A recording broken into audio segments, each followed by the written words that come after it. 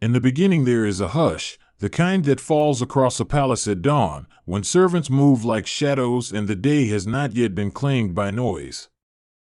That hush held the first breath of a child who would one day be called Ashoka, though at that moment he was just another son of Bindusara of the Maurya dynasty, a living link to the empire that Chandragupta had carved out with iron will and patient calculation.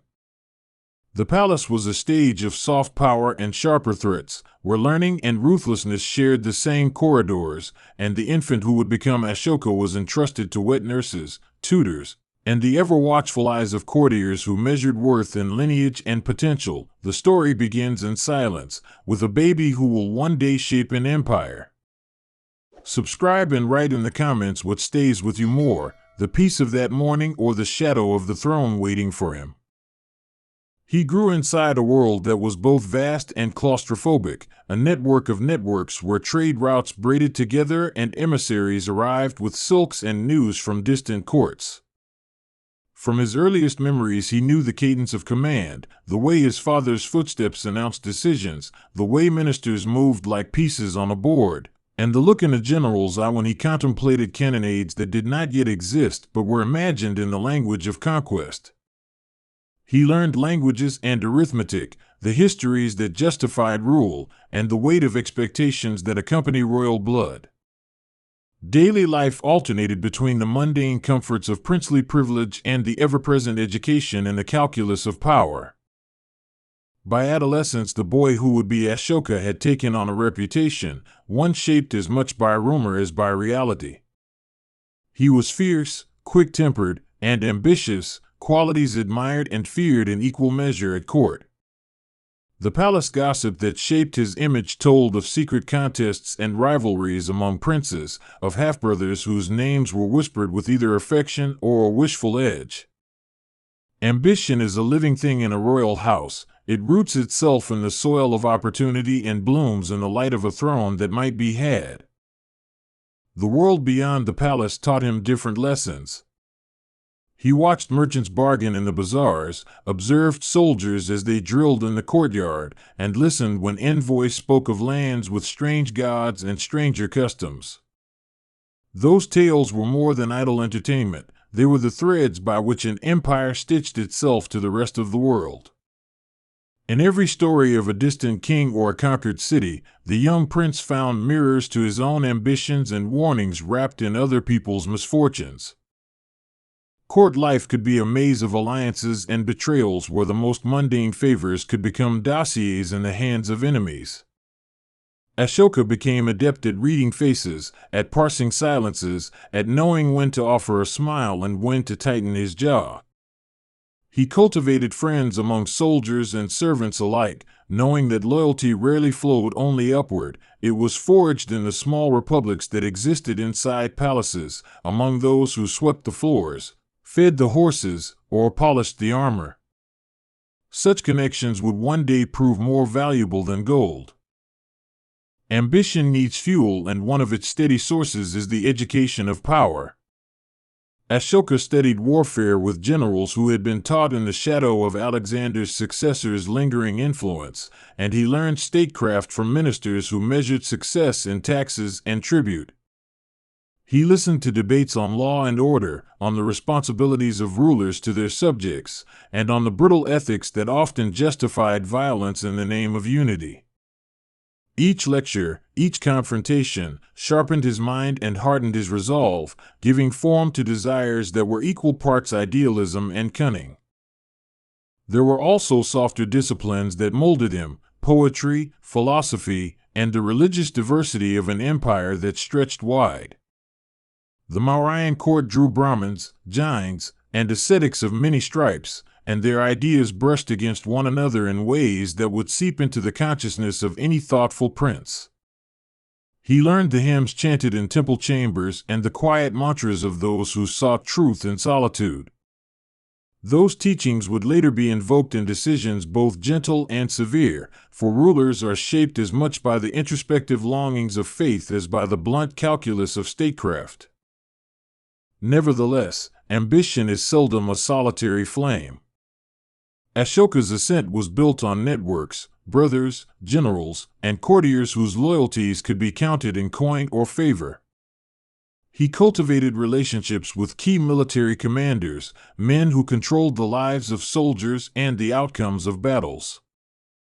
Through them he began to map the landscape not in contours of hills and rivers but in terms of influence and supply lines, of strongholds that anchored imperial reach and of weak spots where rebels might stir. Every fortress, every gateway, was a decision waiting to be seized. Rivalries among siblings are an ancient kind of history in royal houses. Ashoka did not rise untouched by them. There was tension over succession, whispers about who would inherit the crown, and maneuvering in shadowed alcoves that sometimes spilled into open confrontation. These familial struggles were not merely dynastic theater, they were existential contests, where the wrong alliance could cost life and legacy. He watched and learned which alliances solidified power and which were snake pits veiled as embraces. As the prince matured, his temperament shaped the strategies he favored. He was not solely a man of bloodlust nor entirely a scholar of peace. He balanced an appetite for expansion with a capacity for governance.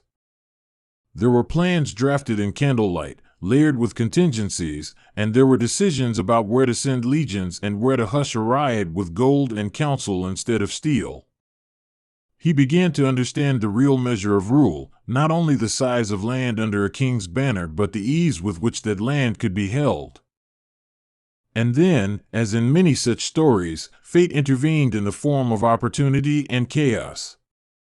Provinces simmered with discontent, local governors grew too comfortable, and distant regions whispered of secession. The empire Chandragupta had founded was vast but not monolithic, and the centrifugal forces of local identity and geography tugged at its seams. For a prince gifted with ambition, moments like these were openings. They were invitations to prove worth by reweaving the threads of unity. Ashoka's military acumen was put to the test in skirmishes that were at once practical and symbolic. Early campaigns refined not just tactics but reputation. He learned the utility of speed, the importance of supply chains, and the moral calculus that accompanied slaughter when it was deemed necessary.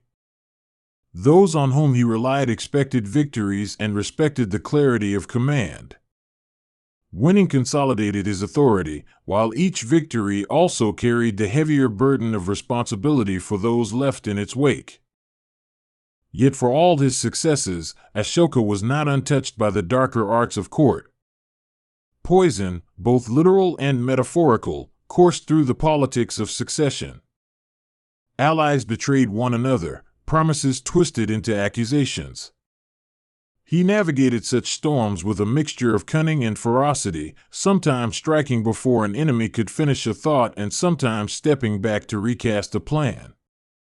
Such behavior won him both fear and grudging admiration, and while it secured paths forward, it also sowed seeds of paranoia that accompanied rulers throughout history.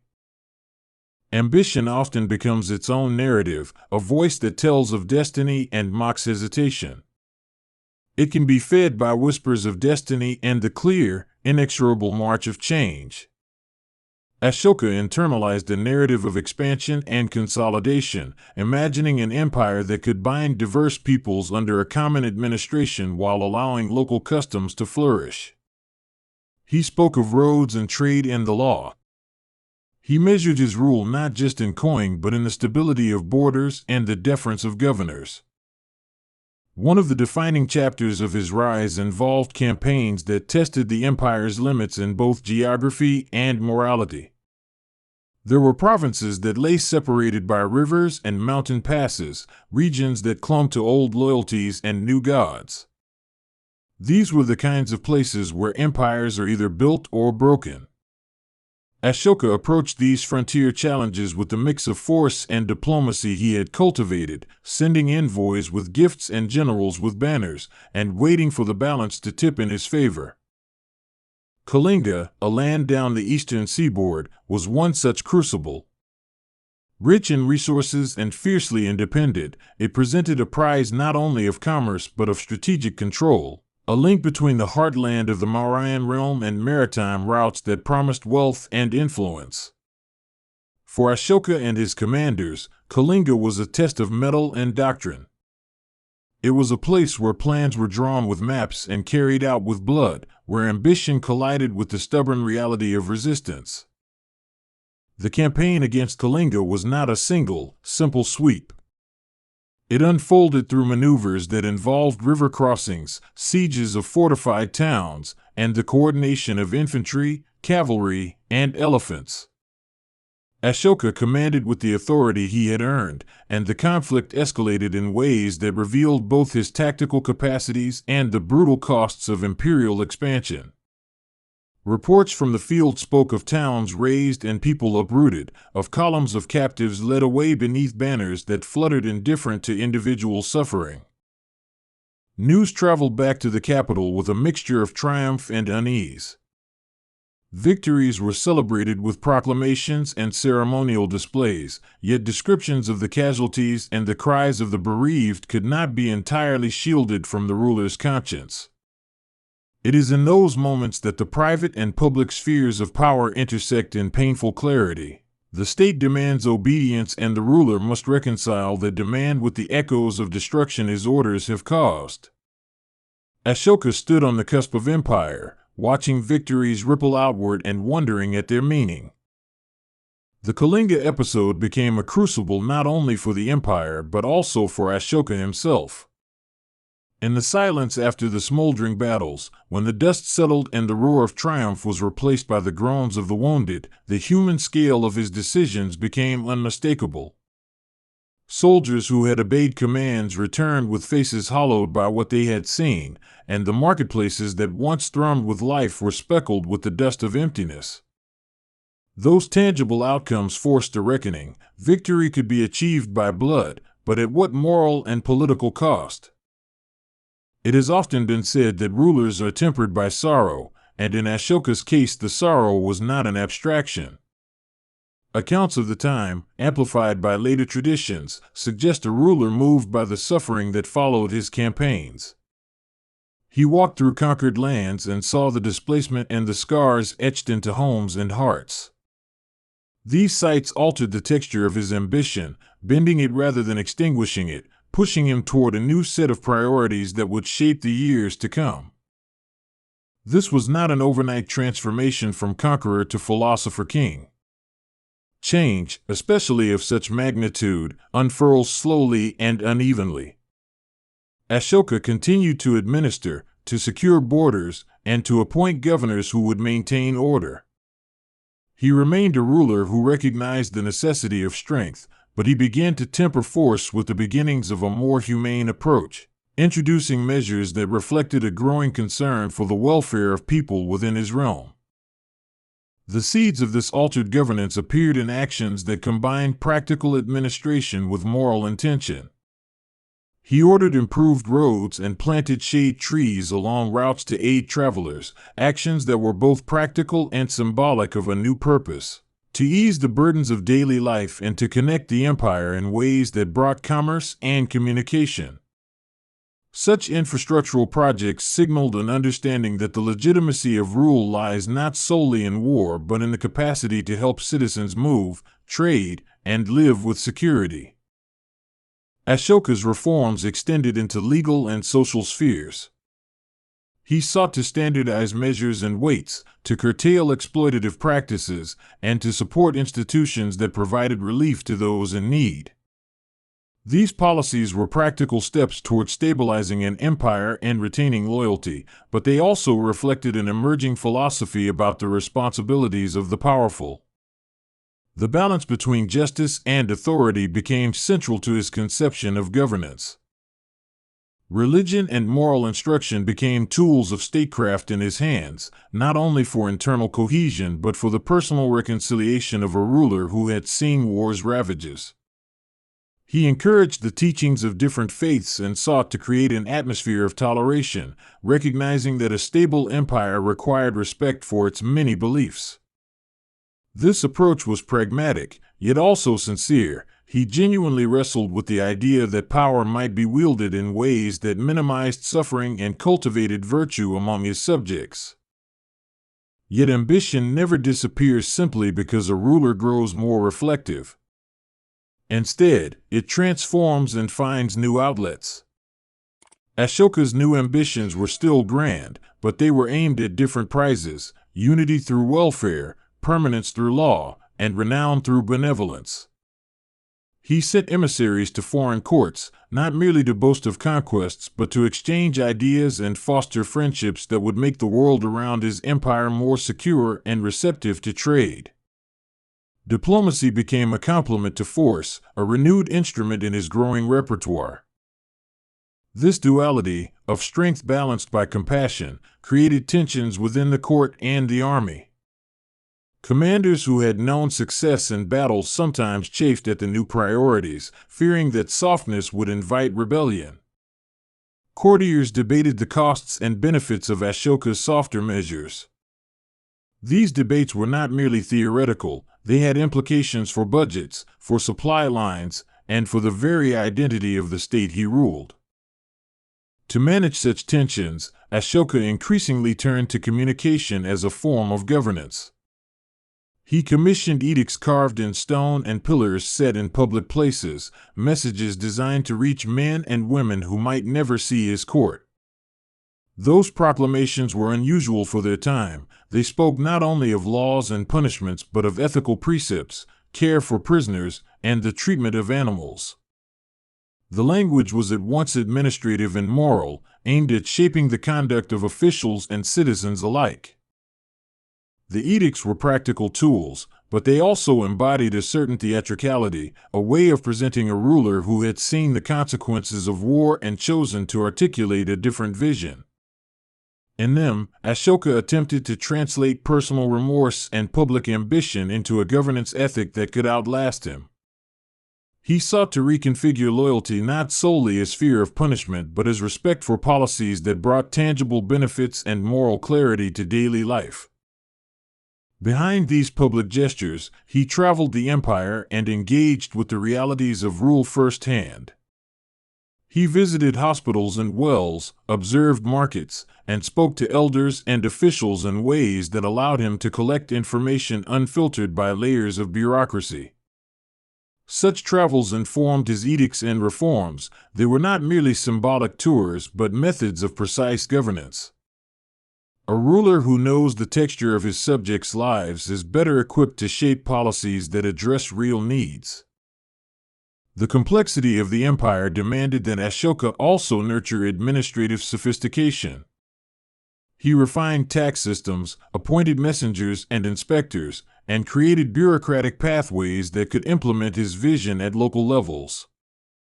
Administration is an art of translation. Great ideas must become procedures, laws must be enacted, and decrees must be enforced in ways that adapt to local conditions.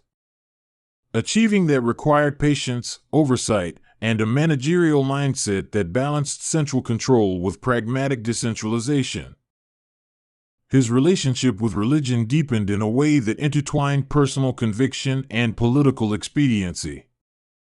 He embraced a path that many later associated with Buddhism, but his patronage extended broadly, supporting monks and teachers from multiple traditions.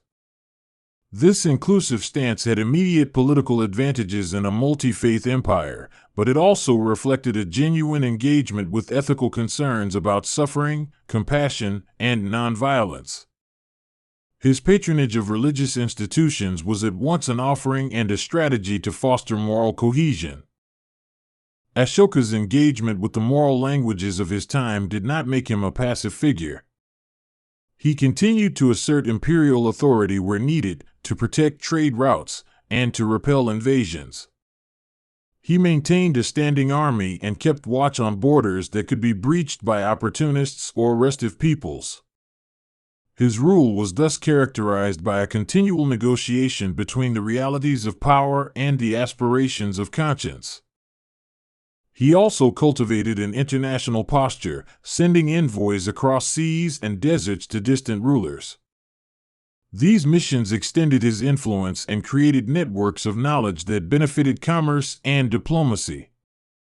They were also instruments of soft power, projecting an image of a ruler not only formidable on the battlefield but wise enough to engage in philosophical exchange and moral dialogue. This combination of martial reputation and cultural reach enhanced the prestige of his reign far beyond the immediate borders of his empire. Over time, his policies began to alter the social fabric in subtle but important ways. Where violence had once been a dominant answer, negotiation and welfare programs found more room to operate. Public health initiatives and the support of religious charities alleviated some of the harshness that had marked earlier expansion.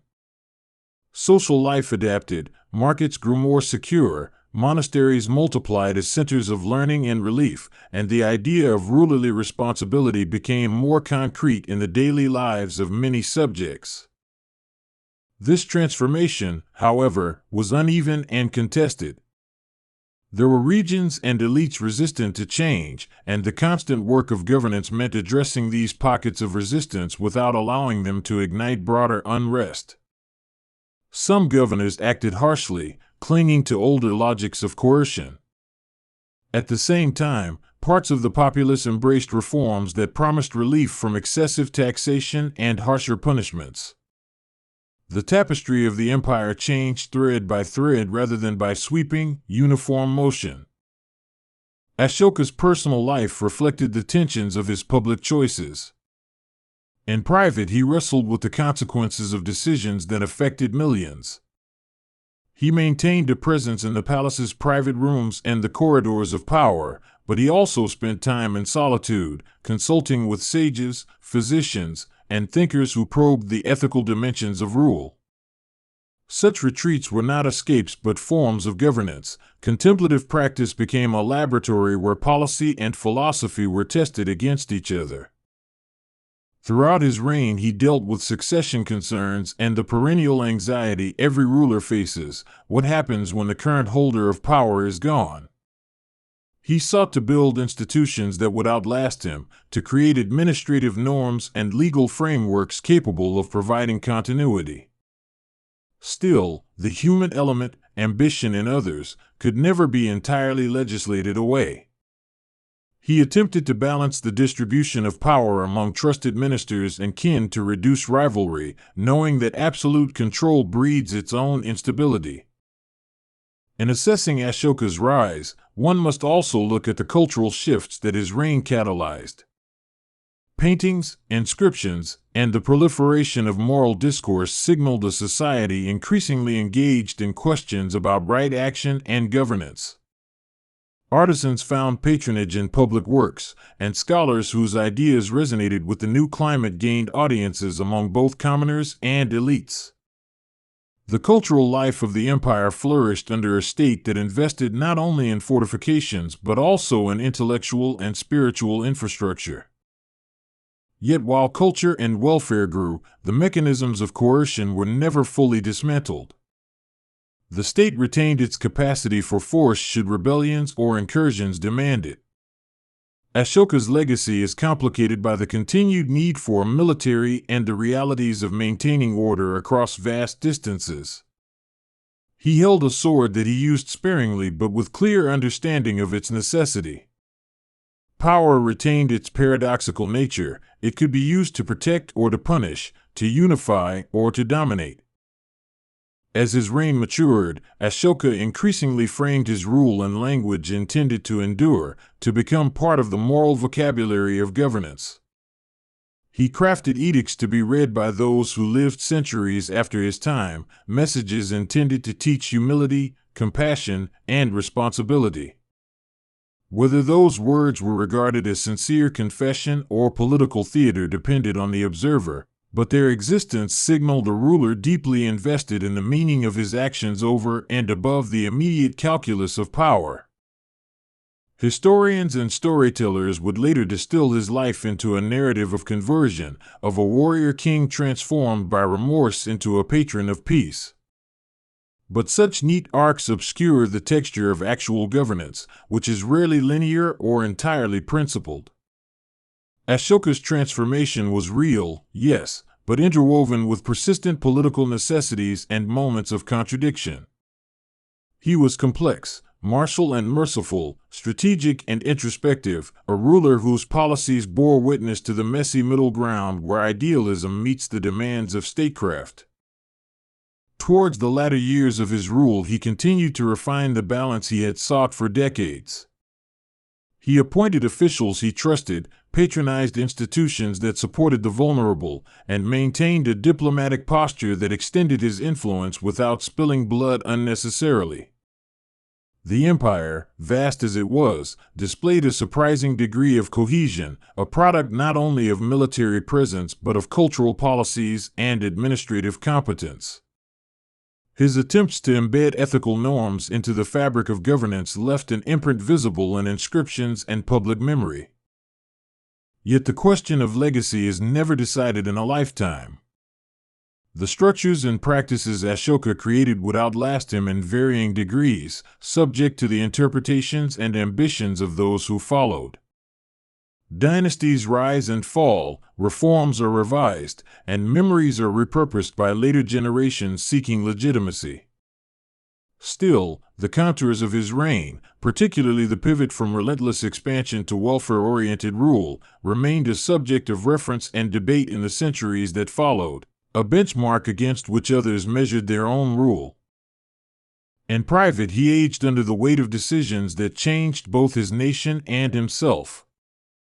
He mourned the lives that had been lost under his command and sought to redeem that past through policies that emphasized care and moral instruction. Whether he found peace in those efforts is ultimately unknowable, but he acted with the seriousness of a man who had seen how easily power could crush both enemies and innocents. He became a study in contradiction, a figure who embodied both the ambitions of empire and a yearning for moral reconciliation. The story of Ashoka's rise is therefore not a tidy parable but a sustained exploration of power's capacity to transform. His life shows that ambition can lead to empire building, yet also, paradoxically, to the intimacy of moral introspection. He demonstrates that rulers are not merely cold calculators of advantage, they are human beings who respond to suffering, to the faces of those affected by their choices, and to the persistent question of what it means to rule rightly. The arc of his life bends from blood to conscience, but never fully divorces him from the political realities that created him. Even in places where memory fades, traces endure. Pillars and edicts that once bore his voice have withered centuries, their words chipped but not erased, their intent still legible to those who seek them. They speak of policies, of admonitions for kind treatment, and of the ruler's desire to be remembered not solely as a conqueror but as a caretaker. Monasteries that once flourished under his patronage continued to serve communities, and old trade routes that received attention in his time remained corridors of exchange and culture. The rise of Ashoka is also a lesson in the unpredictable interplay of personal history and public consequence. A young prince hardened by palace life and the necessities of command could simultaneously become a patron of welfare and a promoter of moral discipline. His story asks listeners to consider the many ways ambition can manifest. It can be a hunger for territory, a drive for stability, or a desire to leave a moral mark on history. In his life, these impulses collided and converged, producing a reign that was as formative as it was fraught. When we consider the arc from his early ambition to his later reforms, we are drawn into the messy decisions of those who hold power. Those decisions are often made under duress, in the face of threats that demand immediate action, and with imperfect information. Ashoka navigated all of this with a mind sharpened by experience and a conscience informed by suffering, producing policies that were at once pragmatic and aspirational. His legacy is a testament to the complexity of rule and the persistent human capacity to change course. Ultimately, the narrative of Ashoka's rise invites reflection on what leaders can become when they confront the consequences of their actions. He stands as a reminder that ambition need not always culminate in unchecked domination. It can also evolve into a resolute commitment to the well-being of subjects. The Prince of Blood and Ambition became, in time, a ruler who sought to bind a fractious world together not just by force, but by the steady application of moral and administrative care. That metamorphosis, with all its contradictions, remains one of history's most compelling stories. Listening to the arc of his life, one can imagine a man walking through the world he had remade, feeling at once the pride of achievement and the sting of what had been lost. He looked at roads that flowed with commerce, at wells that quenched thirst, at hospitals where the injured were tended, and he knew these were signs of a different kind of conquest. He had attempted to wield power so that it might become an instrument of relief rather than merely an expression of dominance. In that aim lay the heart of his late ambition. And yet the world is stubbornly complex. The structures he put in place required constant tending, and the morality he espoused needed the ballast of institutions that could survive short memories and shifting priorities. His life shows us both the possibility and the precariousness of reform. A single ruler can change the direction of an empire for a generation, perhaps longer, but the endurance of that change depends upon the hands that inherit his office and the choices they make. As the tale winds toward its later chapters, listeners are left with an image of a man who embodied contradiction and evolution. Ashoka's rise teaches that power is not a monolith, it is an evolving set of practices that respond to forces both within and beyond a ruler's control. He rose by blood and ambition, but he sought to reorient those very sources toward the relief of suffering and the maintenance of justice. His life offers a study in how authority can be repurposed, a story that reverberates across time in its lessons and warnings. The echoes of his rule are audible in the silence of the monuments he left and the continuing debates of historians and moralists who try to parse the man from the myth.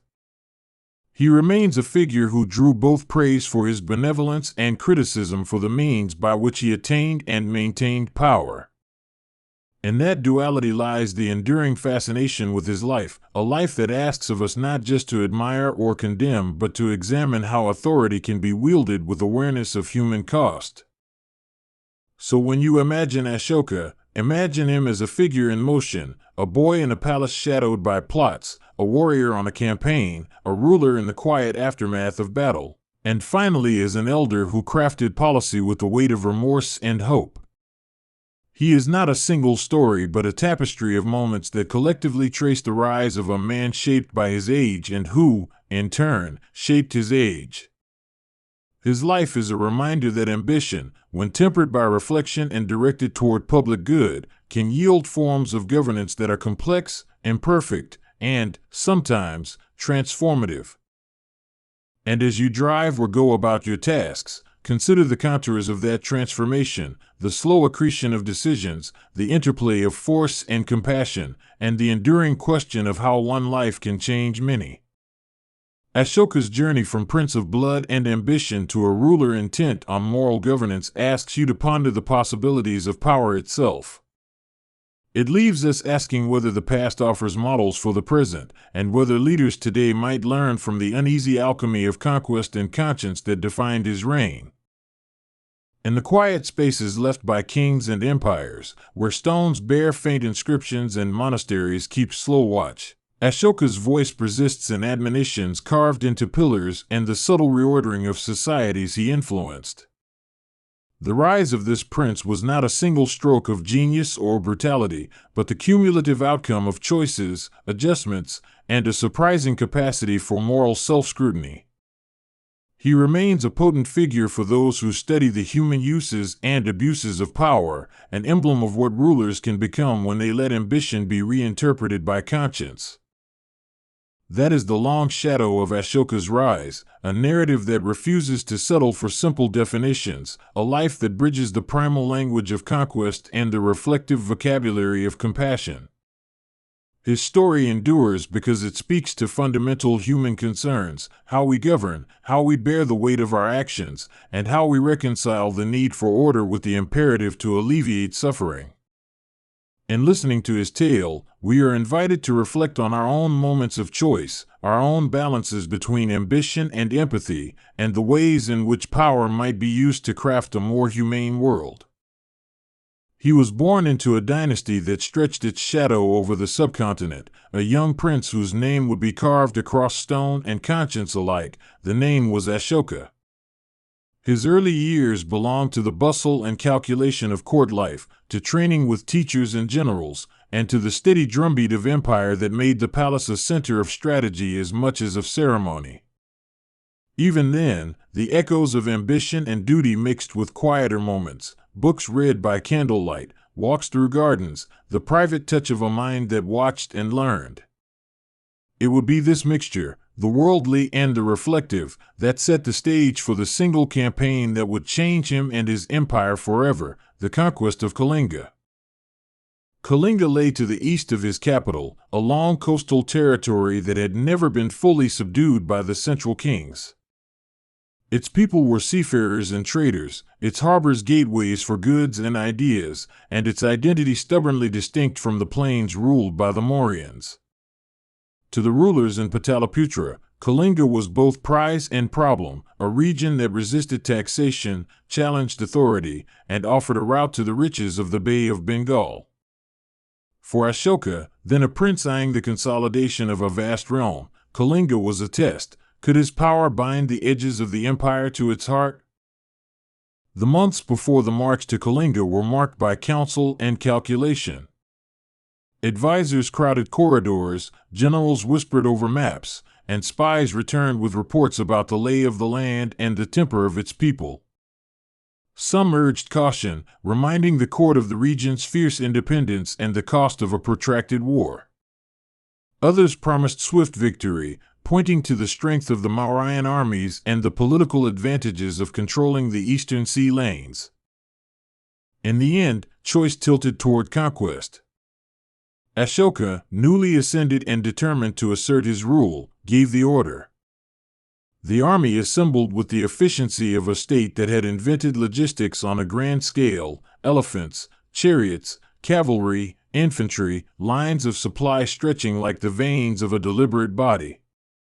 It is tempting to imagine that the decision was merely strategic, but history always hosts a confluence of motives: prestige, security, the hunger for a legacy, and the pressure to demonstrate that the center of the empire could not be defied with impunity.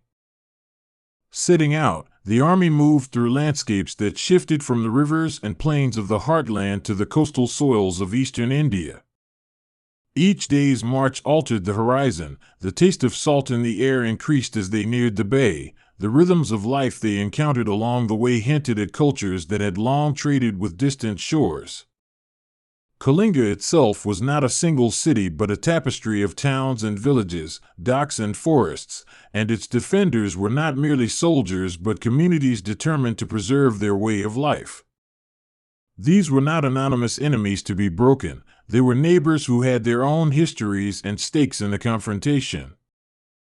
The battle that unfolded on the banks of the Daya River marked a storm point for the region and for Ashoka's soul. Contemporary accounts, later inscriptions, and the reverberating silence of missing records make the exact choreography of the conflict a place for careful reconstruction rather than simple retelling. What is clear is that the fighting was fierce, and that the human cost was direct and enormous. Armies clash and lives vanish, but rarely does a clash in the ancient world produce such vivid aftermath that the mind cannot turn away from it without sorrow. As the armies met, the sounds of combat would have been terrible and immediate: armor striking, the neighing and trampling of elephants, shouted orders, and the thin, metallic bite of weapons. Elephants at the time served as both engines of war and symbols of status, towering amid the chaos and terrifying opposing lines. Wounded, they could cause as much havoc among their own ranks as among the enemy. The Kalingan defense relied on knowledge of their terrain, on naval elements near the coast, and on warriors whose determination made them formidable despite the rage of imperial machinery. When the dust settled on that day, the cost would be counted not merely in strategic terms but in the lived grief of millions. The numbers given by later inscriptions suggest a devastating toll: tens of thousands killed, many more wounded, and thousands sold into slavery. The scale of suffering is almost impossible to hold without collapsing into abstraction, so it helps to imagine the human faces behind the figures: the mother who would never tend to her child again, the farmer whose village burned, the merchant whose ship would remain in harbor because there were no hands left to sail her. The immediate military result, by the accounts of the time, was a Mauryan victory. Kalinga was subdued and brought into the ad hoc embrace of the empire. But victory was a kind of rupture, not a consoling end. On the day after the battle, Ashoka's reaction became the fulcrum of history. He stood amid the evidence of triumph and found, to his own surprise and horror, an abyss of suffering. Witnessing wounded men and the bereaved and the enslaved, he experienced an awakening that would transform him. This is not to say he instantly renounced power or ambition. Rather, the images of pain entered his conscience in a way that would recalibrate every subsequent choice. What followed was not merely private remorse. Ashoka, now emperor in full, sought to embed his changed outlook into the mechanisms of rule. He became a communicator of conscience. He issued edicts carved on pillars and rocks across the empire, messages designed to reach subjects far from the capital. These inscriptions are a bridge between his inner conversion and the public world. They tell us, in fragments and in different registers, of the transition from a ruler who believed in the unambiguous utility of conquest to one who promoted welfare, restraint, and moral responsibility. From war to wisdom, Ashoka's journey wasn't just about ruling, it was about becoming human again. Subscribe and share in the comments what moves you more, his courage to change or his will to guide others toward peace. The edicts speak plainly in places of the horrors of Kalinga and the lessons Ashoka claimed to have learned. He spoke of remorse, of the suffering of relatives and families who counted the dead, and of his determination to pursue a path of dharma, an ethic that encompassed nonviolence, compassion, and the welfare of his people. These words echo like a hand extended across centuries, surprising because they came from a monarch who had once unleashed overwhelming force. He did not pretend ignorance, instead he spoke of what he called the remorse that arose in his mind. Behind the inscriptions, the administrative wheels turned to implement new policies that matched his moral rhetoric. Ashoka supported the planting of medicinal herbs, the building of hospitals, and the welfare of animals. He instructed governors and officials to act with leniency, to avoid needless war, and to promote ethical education.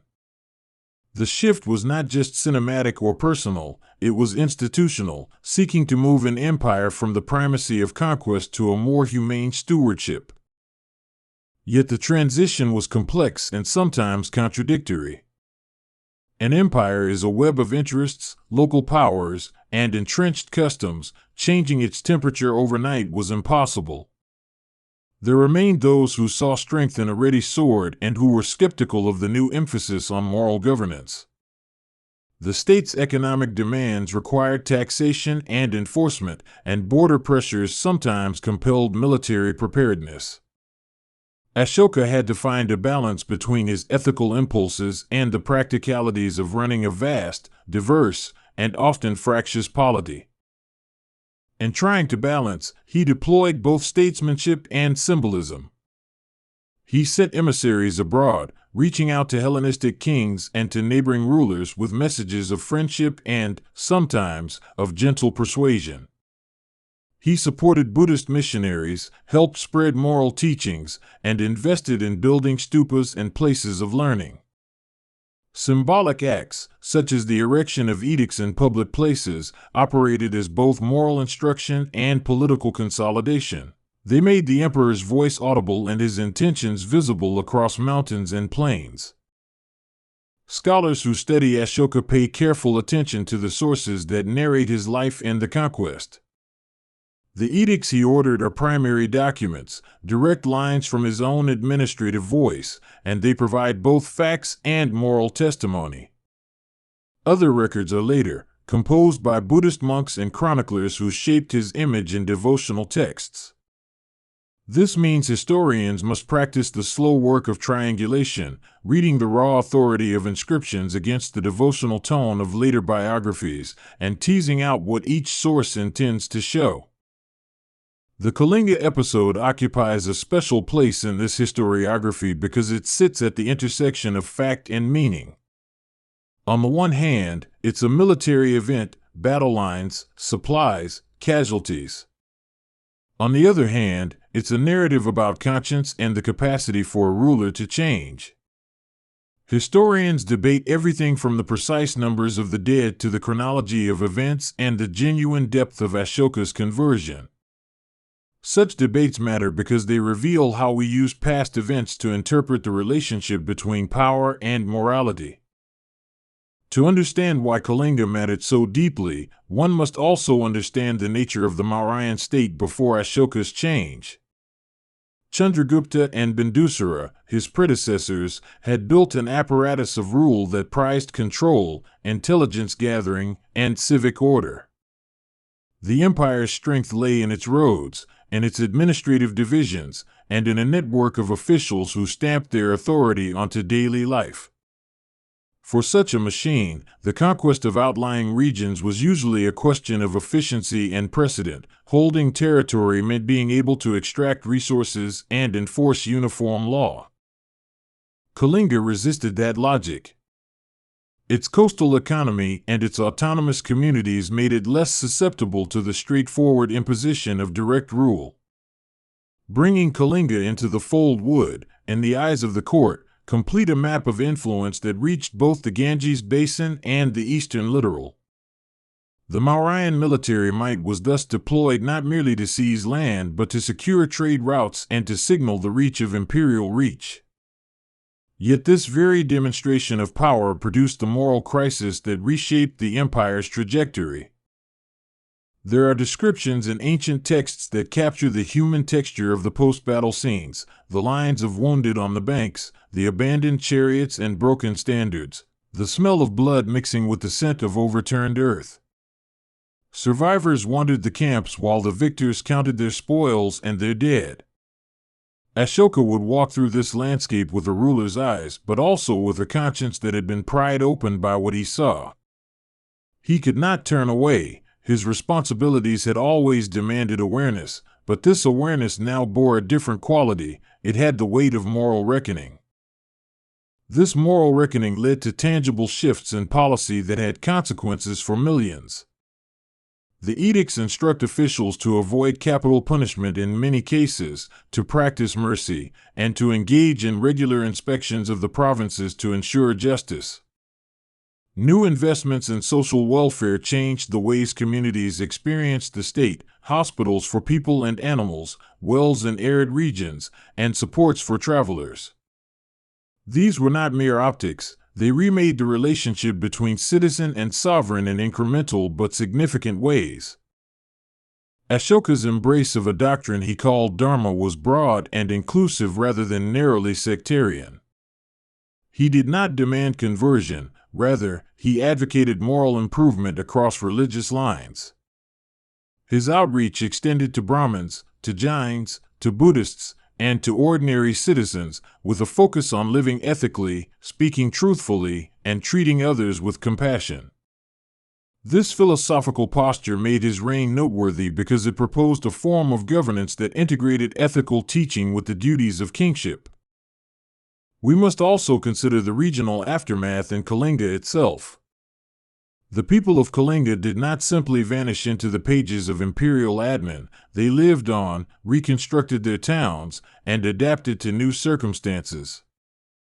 Over time, Kalinga would reassert facets of its identity and continue participating in maritime trade that connected the subcontinent to Southeast Asia. The city-states and ports of the Bay of Bengal maintained their vitality, and Kalingan culture left enduring marks on art, language, and commerce. Subjugation did not erase identity, it forced new negotiations between local autonomy and imperial presence. Ashoka's transformation had ripple effects beyond his borders, too. Other rulers read his edicts and took note of a model where the ruler's legitimacy rested not only on victory but on the welfare of the people. Embassies and envoys carried snippets of his reforms to distant courts, and the very idea that a monarch might publicly profess moral aims influenced the language of rulership in South Asia. Even if every successor did not emulate his conversion, the precedent became a reference point in political imagination. The king is a moral caregiver as well as a warlord. The narrative of Ashoka and Kalinga also invites reflection on how history remembers remorse. We often think of leaders as fixed types, merciful or ruthless, but Ashoka complicates that binary. His story shows how exposure to suffering can catalyze a reorientation of priorities, but it also stresses that institutions make such change difficult to enact smoothly. His remorse was not a simple retreat from politics but a reconfiguration of governance, a mixture of personal transformation with public policy adjustments that were sometimes partial and contested. People have long debated whether Ashoka's conversion was genuine or politically opportunistic. Skeptics suggest that a ruler might use moral language to consolidate authority, to neutralize dissent, or to garner religious legitimacy.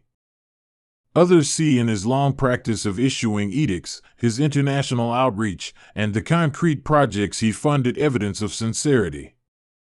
The truth probably resides in a gray space, a genuine emotional reckoning that also served imperial ends, because states rarely act without both moral and pragmatic considerations intertwined.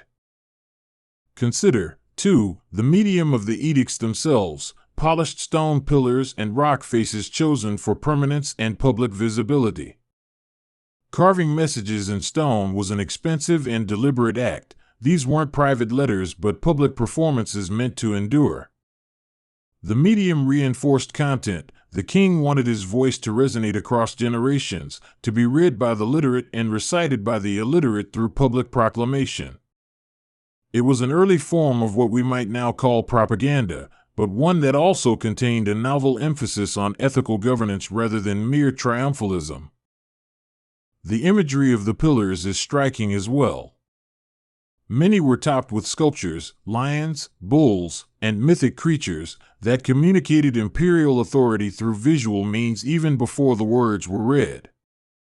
The combination of text and carved emblem created a sensory experience of royal instruction. You saw the mark of the king, you felt the weight of permanence, and then you read the mandates that followed. This careful orchestration underscored Ashoka's desire to be both recognized and remembered, not merely for conquest but for a particular moral stance. Art and architecture also bore the stamp of the change in the realm's ethos. The stupas and monastic foundations supported by Ashoka contributed to the proliferation of Buddhist institutions, but they were also spaces where art and spirituality merged into civic life. Sculpture, reliefs, and painted narratives in sanctuaries helped translate ethical teachings into images that people could connect with. Over time, these visual cultures carried forward some of the emperor's values into popular imagination and devotional practice. The role of Buddhist monks and lay teachers in spreading Ashoka's ideals cannot be overstated. Missionaries traveled to regions as diverse as Sri Lanka and Central Asia, carrying texts, relics, and stories of a ruler who had embraced Dharma. They were agents not only of religion but of cultural exchange, facilitating the spread of a language of care and ethical instruction across borders. This network helped solidify the idea that politics and morality could be articulated together, and it made the story of Ashoka a common touchstone across distant communities.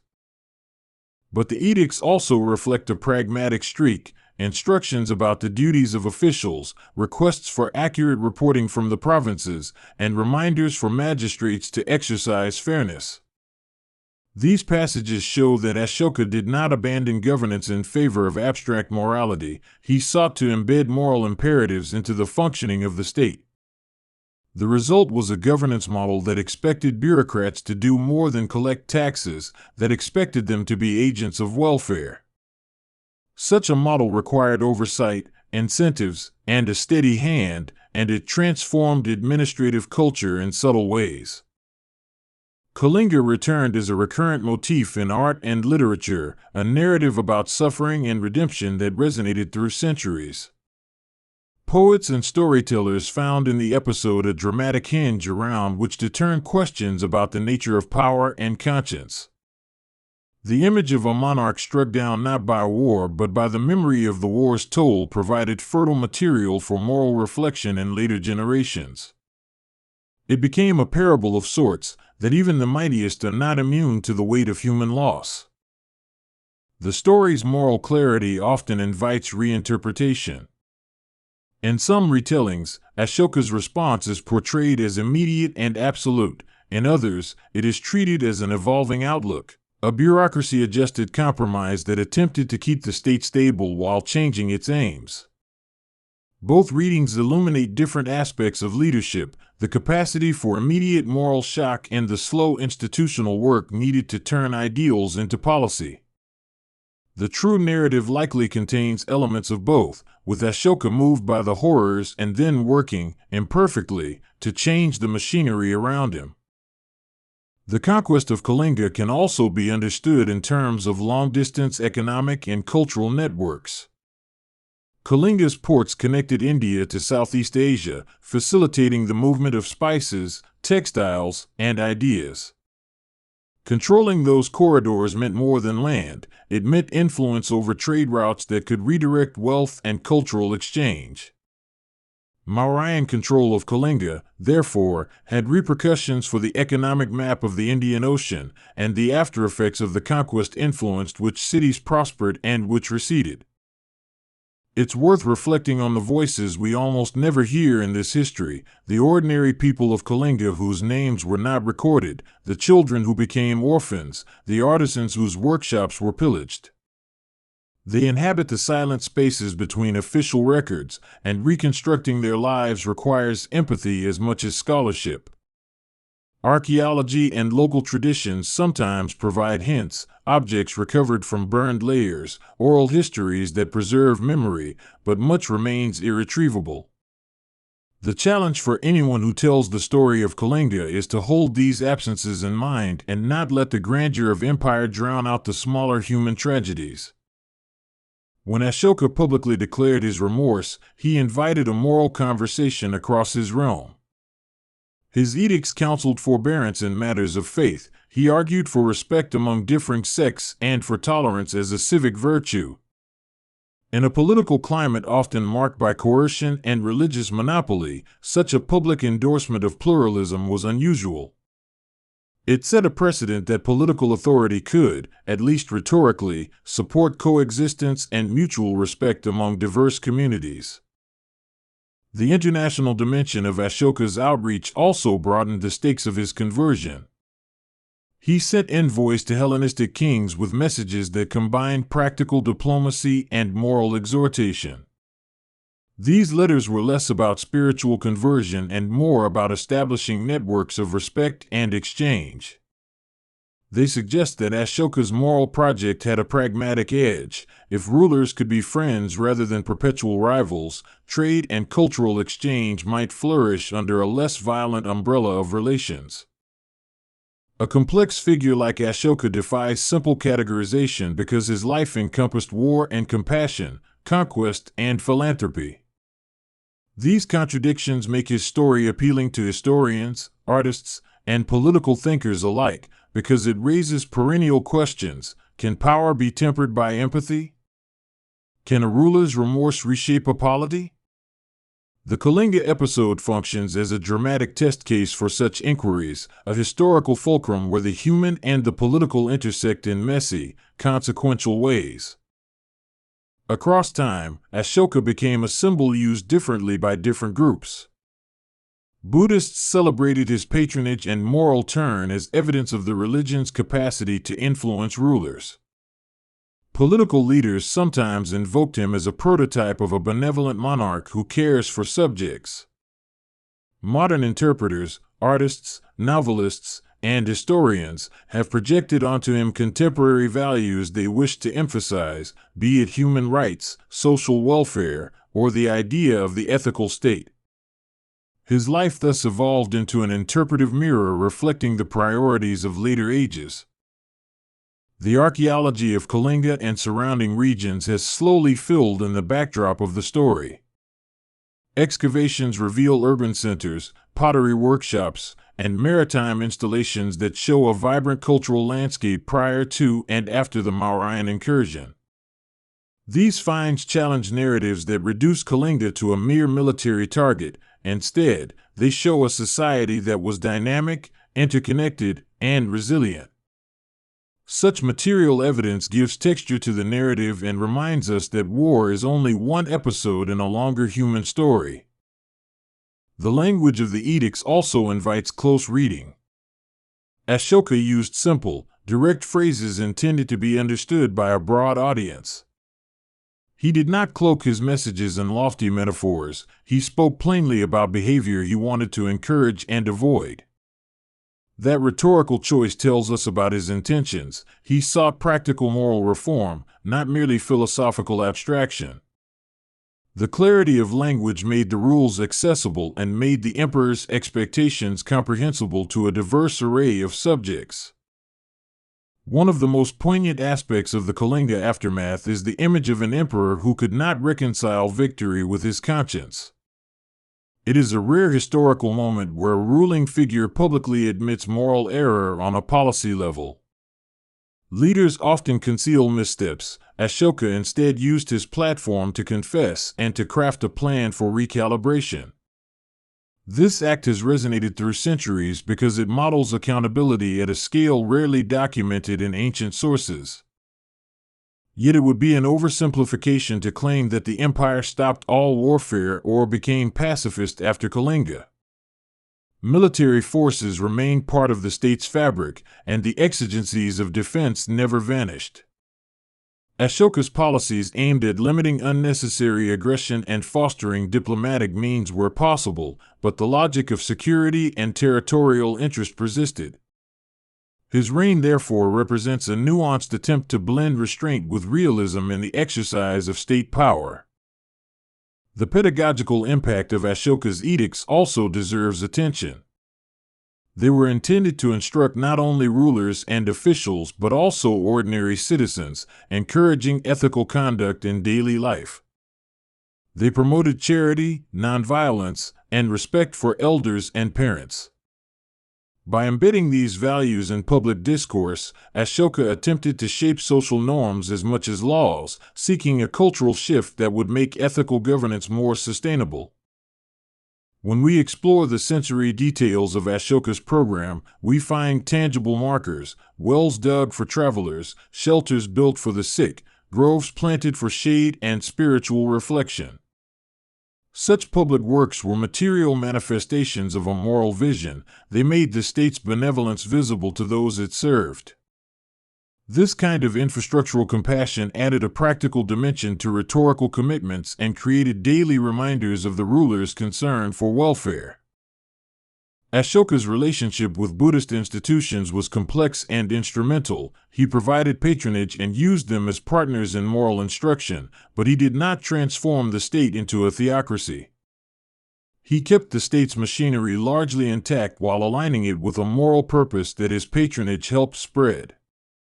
This subtlety allowed him to gain the moral authority of Buddhist institutions while preserving the administrative breadth needed to govern an empire of such scale.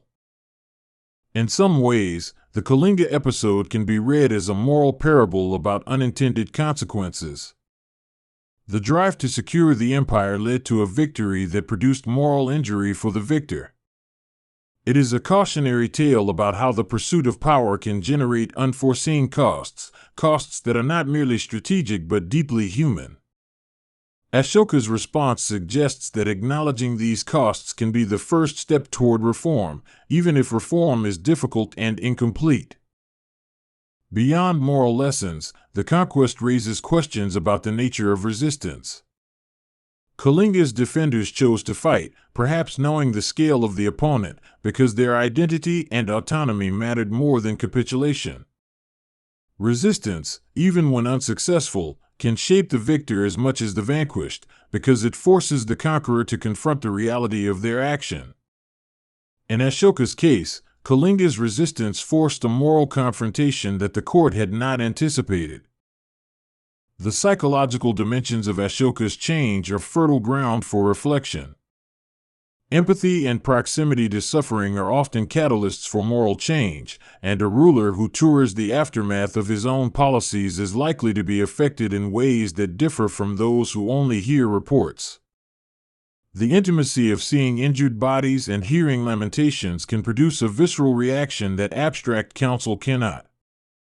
This human element clarifies why the Kalinga event mattered. It inserted tangible suffering into the mind of the ruler.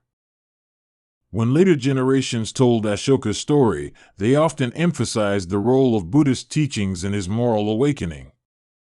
The monkish literature that survives paints a portrait of a king receptive to the Dharma's ethical imperatives.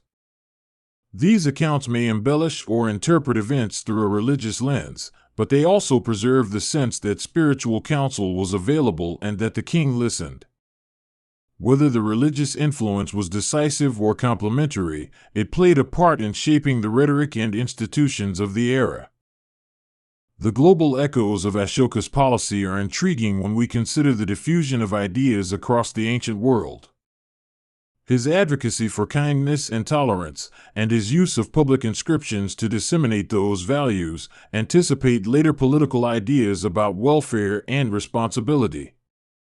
While we should not impose modern frameworks anachronistically, it's fair to say that Ashoka's blend of ethics and statecraft forms an early model of governance where moral aims are allied with administrative capacity. This intersection invites continual comparison with later political experiments in moralized rulership. On a more intimate scale, Ashoka's own life after the war underwent a private reorientation.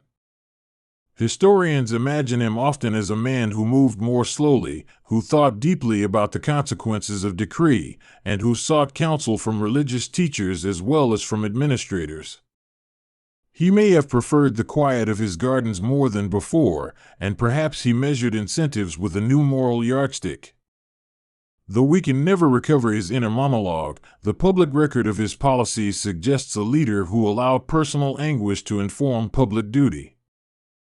The memory of Kalinga also influenced legal and ethical thinking in South Asia. The edict's emphasis on reducing unnecessary killing and on compassion resonated with philosophical traditions that debated the nature of violence and duty. Ashoka's practical attempts to reduce cruelty fed into long-standing dialogues about the righteous use of force and the rights of subaltern populations. This dialogue would persist in different forms and continue to shape moral reasoning in subsequent centuries. We can also look at the economic aftereffects of the conquest, which were multifaceted. In the short term, the state benefited from access to port revenues and resources, which could be redirected toward public works and administration. In the longer term, the integration of Kalinga into the Mauryan polity altered trade patterns in the Bay of Bengal. These shifts influenced which urban centers profited and the flow of commodities, effects that took generations to stabilize and that altered the social map of eastern India. Military historians examine the tactics used in the Kalinga campaign with interest. The use of elephant corps, the coordination between different arms of the army, and the logistical feats of moving provisions across varied terrain show a sophisticated military apparatus. But the same sources also highlight the limits of such might when confronted with morale, terrain, and the human cost of battle. The tactical story thus complements the moral story. It explains how the victory occurred while simultaneously underlining that victory can come with moral consequences that strategy alone cannot calculate. Ashoka's edicts are also a window into the bureaucratic culture that supported his reforms.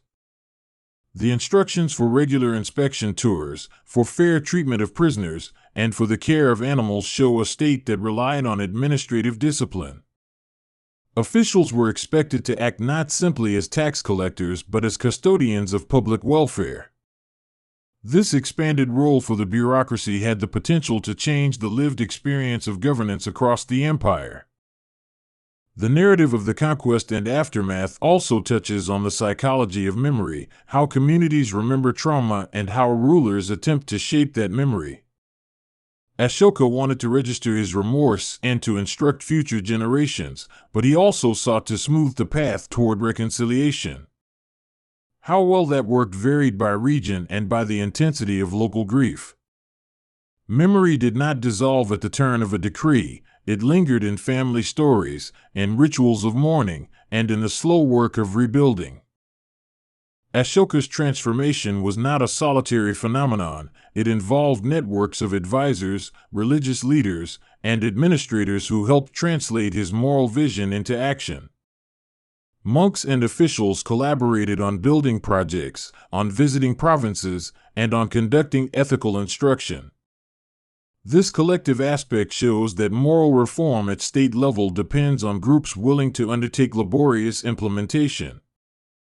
The emperor's moral resolve thus catalyzed a broader social effort to reorient policy. Historians also examine the rhetoric Ashoka used to justify his choices, noting how he framed his policies as service to the people rather than as gestures of paternalism.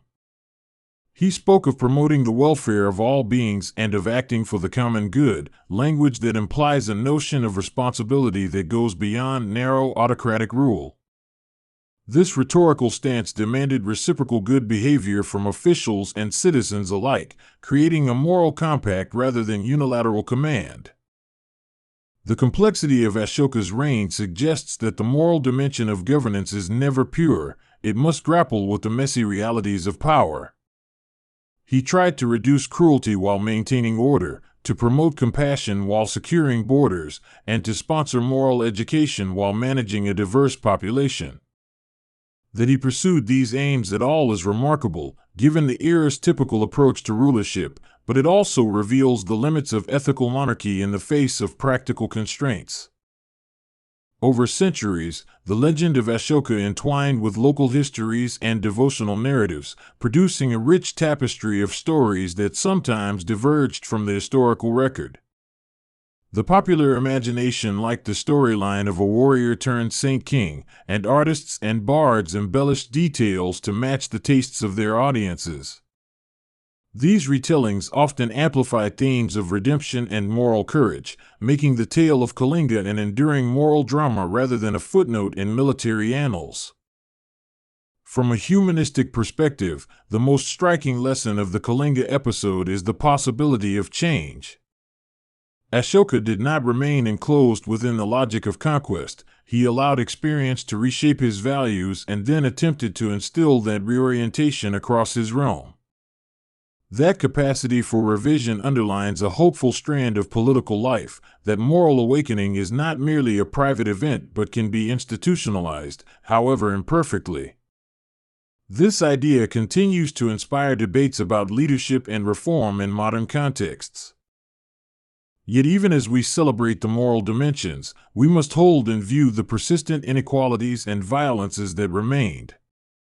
Not all suffering ceased under Ashoka's rule, and not all officials followed his counsel with equal zeal.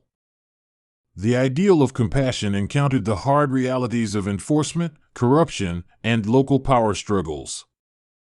Acknowledging these imperfections does not negate his achievements but grounds them in a realistic understanding of political change as incremental and contested.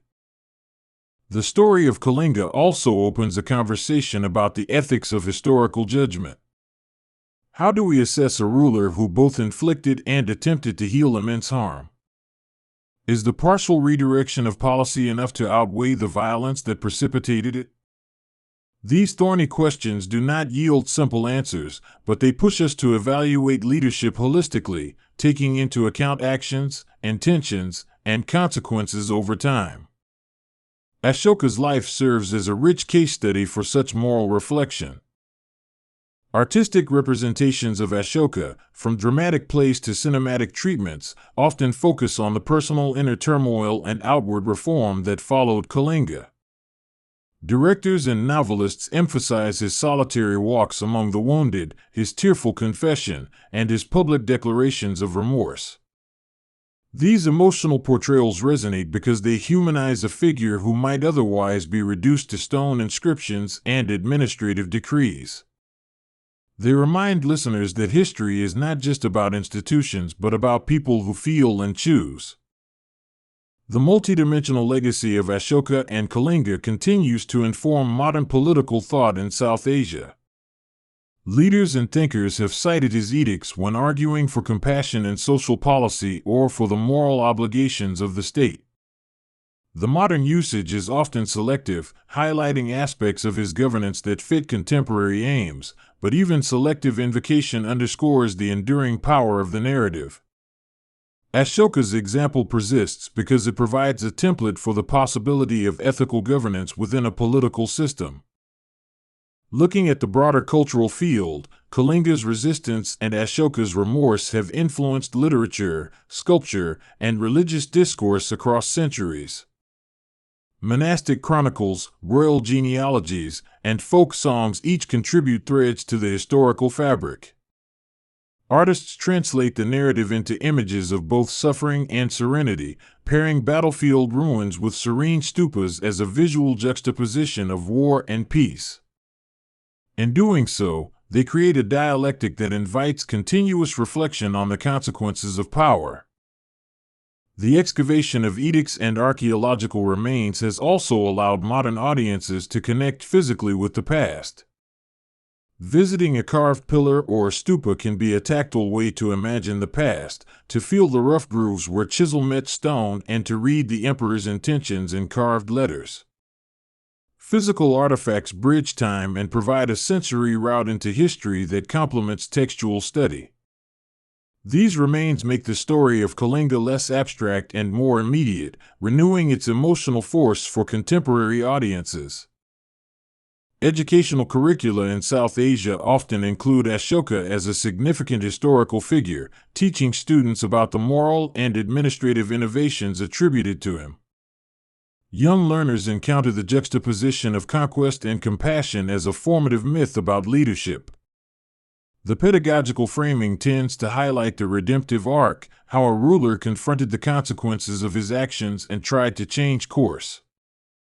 Such teaching shapes public memory and contributes to the ongoing resonance of the Kalinga episode in popular consciousness. Historians caution against romanticization, however. Romantic accounts sometimes smooth over the messy compromises and political exigencies that underlay Ashoka's policies.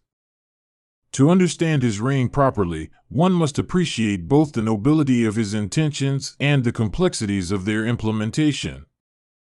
That balanced view is more challenging but ultimately more illuminating, because it acknowledges both human aspiration and institutional constraint. Another layer of the story concerns technology and communication. The ability to carve edicts across vast distances made it possible to disseminate a consistent moral message in a way previously unavailable to rulers. Stone inscriptions functioned as durable broadcasts in an era before printing presses and mass media. This innovation in statecraft underscores how technological means can amplify political values, for better or worse, depending on who wields them and to what ends. Collectors of history often note the striking paradox: an emperor renowned for ruthlessness in war who then devoted his reign to alleviating suffering. This paradox makes Ashoka a figure of perennial interest because it confronts our assumptions about consistency and the psychology of power. The paradox invites us to imagine other historical instances where moral reorientation followed from crisis, and to consider how public policy can be shaped by private conscience. That tension makes his story endlessly engaging and instructive.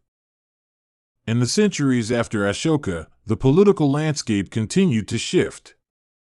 Empires rose and fell, and Kalinga's ports waxed and waned in influence. Yet the story persisted in the cultural memory, repeated and adapted to new historical contexts. It became not merely a lesson about one man but a template for discussing how leaders might integrate moral concern into policy in times of expansion and consolidation. The narrative's adaptability is part of its strength. Modern historians sometimes revisit Ashoka's edicts with new methods, linguistic analysis, comparative archaeology, and digital mapping that reveal the geographic breadth of his messaging. These technologies let us see patterns of inscription placement and connect them to trade routes, administrative centers, and cultural nodes. Such studies refine our understanding of the reach and intent of Ashoka's communications, showing a deliberate strategy to speak across the empire. They make the past legible in new ways without stripping it of its human poignancy. The aesthetic legacy of Ashoka and Kalinga appears in subsequent artistic traditions, where motifs of suffering and redemption recur. Sculptors and painters find in the story visual metaphors for transformation: a broken spear beside a blooming lotus, a blood-stained banner alongside a tranquil stupa. These images translate ethical teachings into forms that speak to the eye as well as the ear, allowing the narrative to reach audiences who might not encounter the edicts themselves. The power of such imagery lies in its ability to convey moral tension nonverbally and across cultural boundaries. Finally, the story of the conquest and its aftermath invites us to a personal reflection about the demands of leadership and the capacity for moral growth. Ashoka's life suggests that power need not be a recipe for unending violence, and that recognition of harm can lead to durable institutional change. Yet it also warns us that moral change requires persistent work, social support, and structural adjustment. The conquest of Kalinga was both a tragic rupture and a starting point for a different kind of rule, leaving to posterity a narrative rich in caution, hope, and complexity. He was born into a world of stone and sun where empires rose like monoliths and fell like shadows at dusk. From his earliest breath, the rhythm of palace life, bells, sandals, strategists, made a quiet claim on his bones. Those sounds stitched themselves into the sinew of ambition long before he understood the shape of compassion. As a youth, he learned the grammar of power: how to stand, how to issue commands, how to make decisions that would ripple across river and field. He watched generals map the world into territories to be taken and defended, and he learned to speak in the terse, clean lines of strategy. The language of conquest rested easily in his mouth at first, as if it were simply another dialect of being alive. There were teachers who taught him letters and arithmetic, and there were men who taught him how to hold a sword so that it felt like an extension of his arm. He mastered the arts required of a ruler: etiquette, diplomacy, cunning, because mastery promised a steadier throne. Yet beneath those skills, a certain restlessness lingered, an uncentered feeling that sometimes pulled him awake in the middle of the night. He watched, too, the shimmering life of his people: merchants hawking spices, children racing kites under the monsoon sky, women weaving threads into stories. Those scenes penetrated him in small, sharp ways, like splinters. They lodged in him a sense that lives could be whole or broken depending on the whims of those who wore crowns. It was easy to be distant when the world was seen at a remove, but the distance widened the gap between seeing and feeling. When he took his first steps toward the throne, the corridors of power swallowed him with polite hunger. Courtiers bowed and recalculated alliances with the speed of a snapping twig. Each act of submission reinforced his sense of separation. He was both beloved and isolated by the rituals that guaranteed rule. War came to him as if it were inevitable, a force of nature that demanded to be acknowledged and mastered. He learned the choreography of mobilization: drums, banners, the clanking of armor, the steady march of feet across the earth. That rhythm could become intoxicating, and in its intoxication he found a clarity that narrowed his world to objectives and outcomes. The war in Kalinga arrived as a turning point shaped by geography, pride, and the calculus of empire. The map of the land seemed to call to him, a place of resources and seaports and stubborn independence. He pursued it with the same thoroughness he had applied to his education, confident that decisive action would secure everlasting peace for his realm. On the day the armies met, the land itself seemed to recoil under the weight of men and metal. Dust rose in clouds like a second sky, and the air tasted of iron and heat. For those who marched and those who waited at home, time condensed into moments of terrible intensity: the scream of a wound, the thud of a fall, the hush that follows a decisive blade. When the dust settled, the tally of suffering was not simply numbers on a scroll, it was a landscape of broken bodies and grieving faces. He walked through the aftermath with the sense of a man who had stepped into a room after a fire. He could count what remained, but the loss itself pressed like ash. In the faces of survivors he saw not enemy banners, but human beings with loved ones, livelihoods, and futures now altered beyond imagining. Days after the carnage, he found himself haunted by scenes that returned like relentless guests. The image of a woman cradling a child with no pulse became a memory that refused to be organized into neat facts. He began to understand, with an ache that broadened into his chest, that victory was not the clean thing he had once imagined. Those images did what images do when they are given enough room to breathe in a troubled soul: they opened cracks. He started to notice the small things he had previously overlooked: a beggar's raw palm, a farmer's crooked smile, a child whose eyes had learned to expect scarcity. Each tiny observation became a thread, and the threads began to weave a new fabric under his skin. His sleep became disturbed, not by the noise of the city but by a chorus of questions.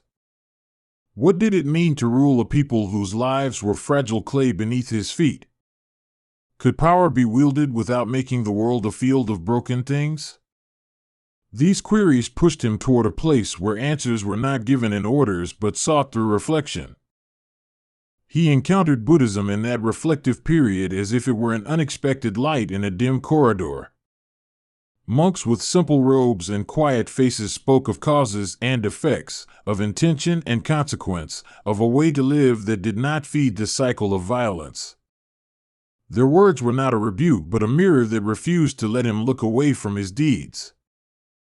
Listening to those teachings, he discovered a language that reoriented his understanding of strength.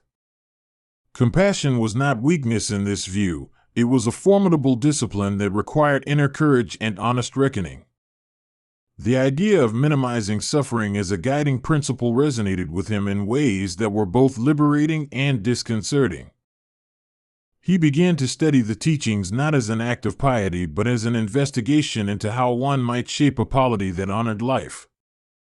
He read sutras and conversed with monks, sometimes late into the night, tracing the logic of moral consequence and the practicalities of governance. It became clear that the moral architecture of his rule could be redesigned, brick by careful brick. The transformation did not arrive as a sudden miracle but as an accumulation of small shifts. One by one, old reflexes loosened: the instinct to meet every threat with force, the reflex to make prerogative equal to legislation.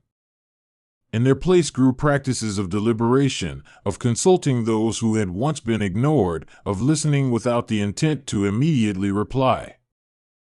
He walked among his people in ways he had not before, not as a sovereign to be revered from a distance, but as a seeker of knowledge about the texture of ordinary life. He spent mornings in towns and afternoons by riverbanks, where he would sit with fishermen and hedge priests, absorbing the cadence of everyday speech. Those encounters taught him practical truths about suffering and resiliency that no scroll could fully convey. To enact the change he desired, he did not merely proclaim edicts carved in stone, he internalized a philosophy that demanded coherence between belief and action.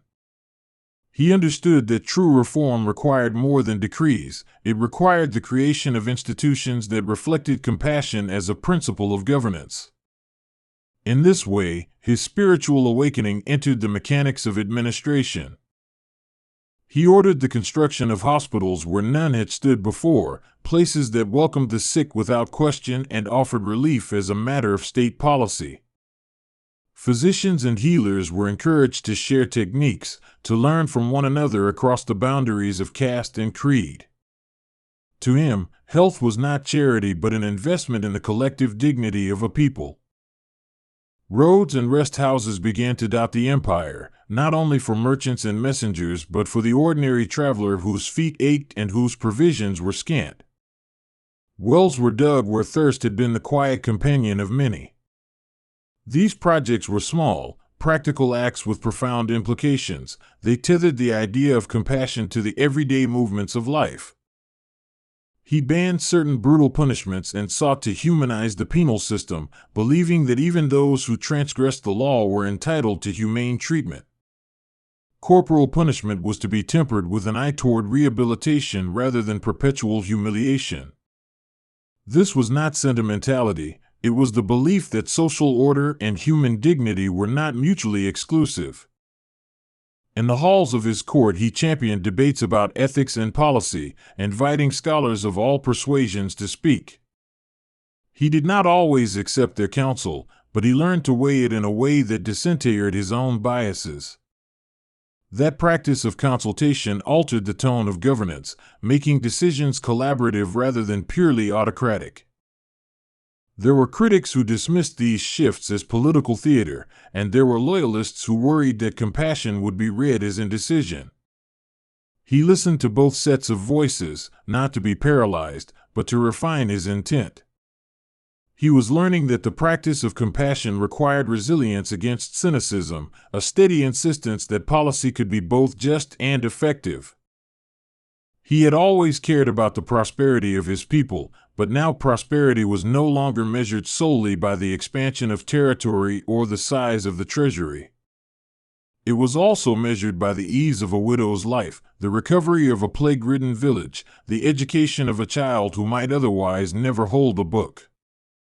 These metrics reshaped priorities and budgets, leading to tangible shifts in resource allocation.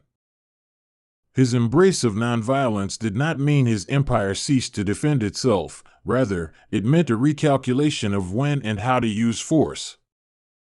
Diplomacy and cultural exchange were given new emphasis, and emissaries were instructed to seek mutual benefit over conquest. He learned to equate security with stability and well-being, a subtle but consequential redefinition. He sponsored translations and the circulation of teachings so that the moral philosophy he had taken to heart would not remain confined to monasteries. Scripts were carved into rocks along the highways, proclamations of principles meant to be seen by the passerby, injunctions to respect life, to speak truthfully, to abstain from cruelty. These inscriptions functioned as both moral reminders and public commitments. His edicts were not mere slogans but attempts to teach a shared ethical vocabulary to a diverse empire. They addressed kings and subjects alike, reminding all that the welfare of one was bound to the welfare of the whole.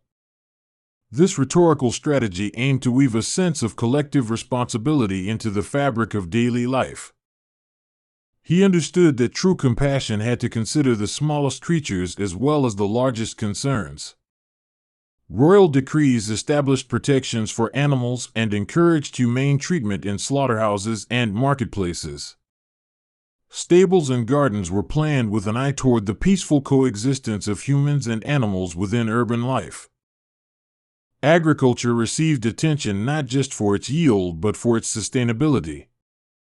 He promoted practices that would protect soil and water, inviting experts to study the land and propose long-term solutions. The goal was not simply to extract wealth from the ground, but to ensure that generations to come would inherit soil capable of supporting life. His relationship with Buddhist monastics deepened, yet he maintained a pragmatic distance from doctrinal control.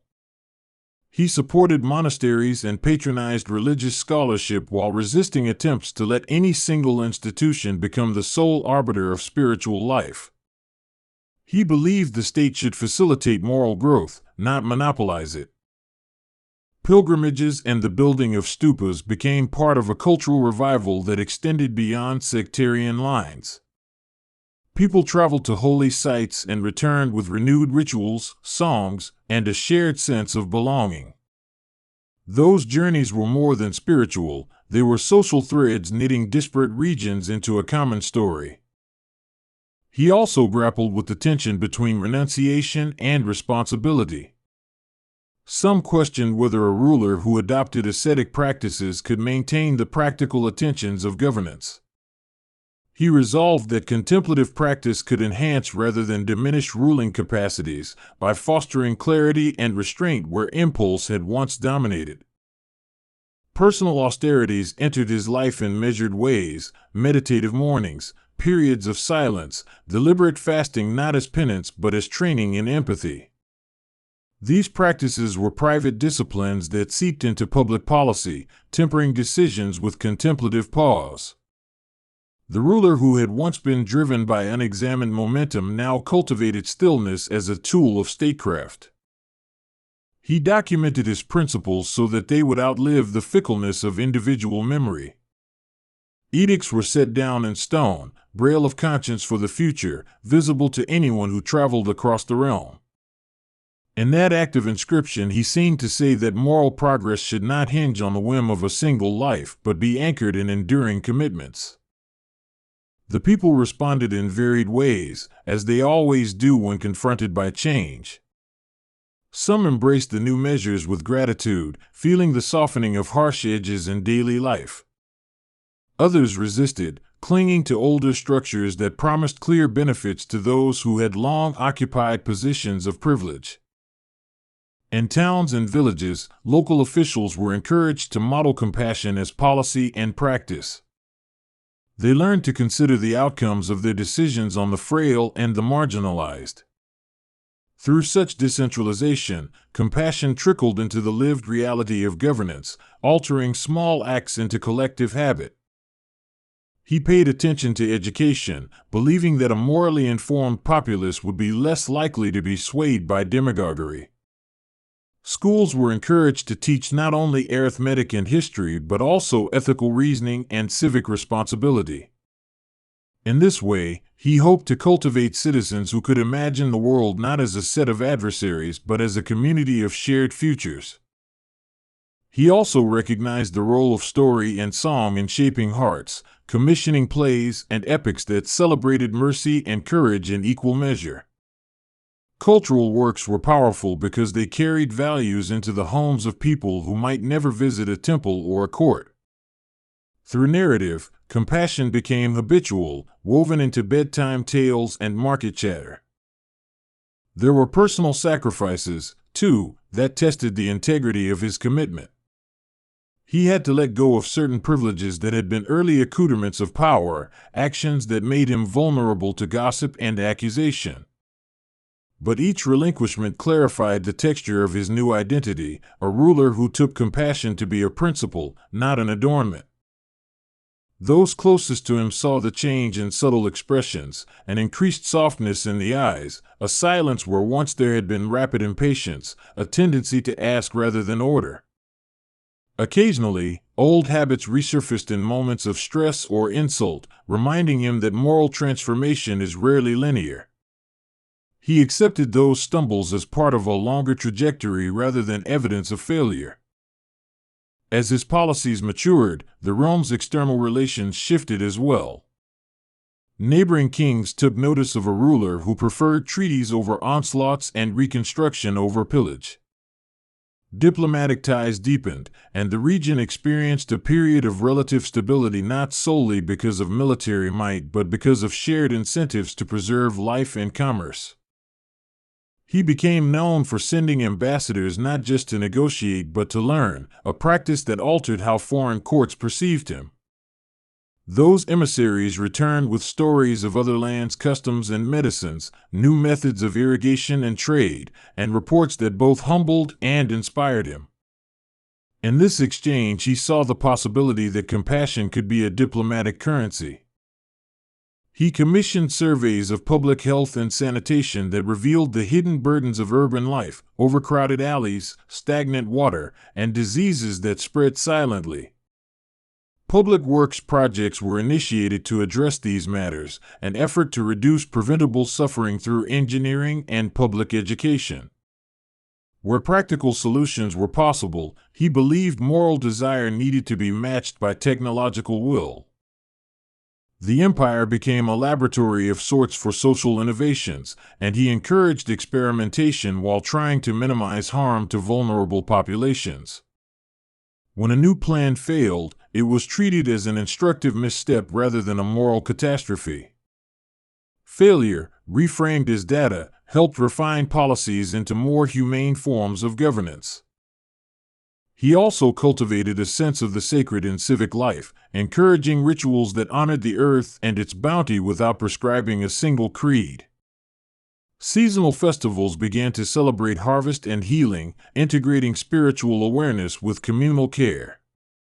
This sparked a cultural rhythm that reinforced the moral commitments he promoted.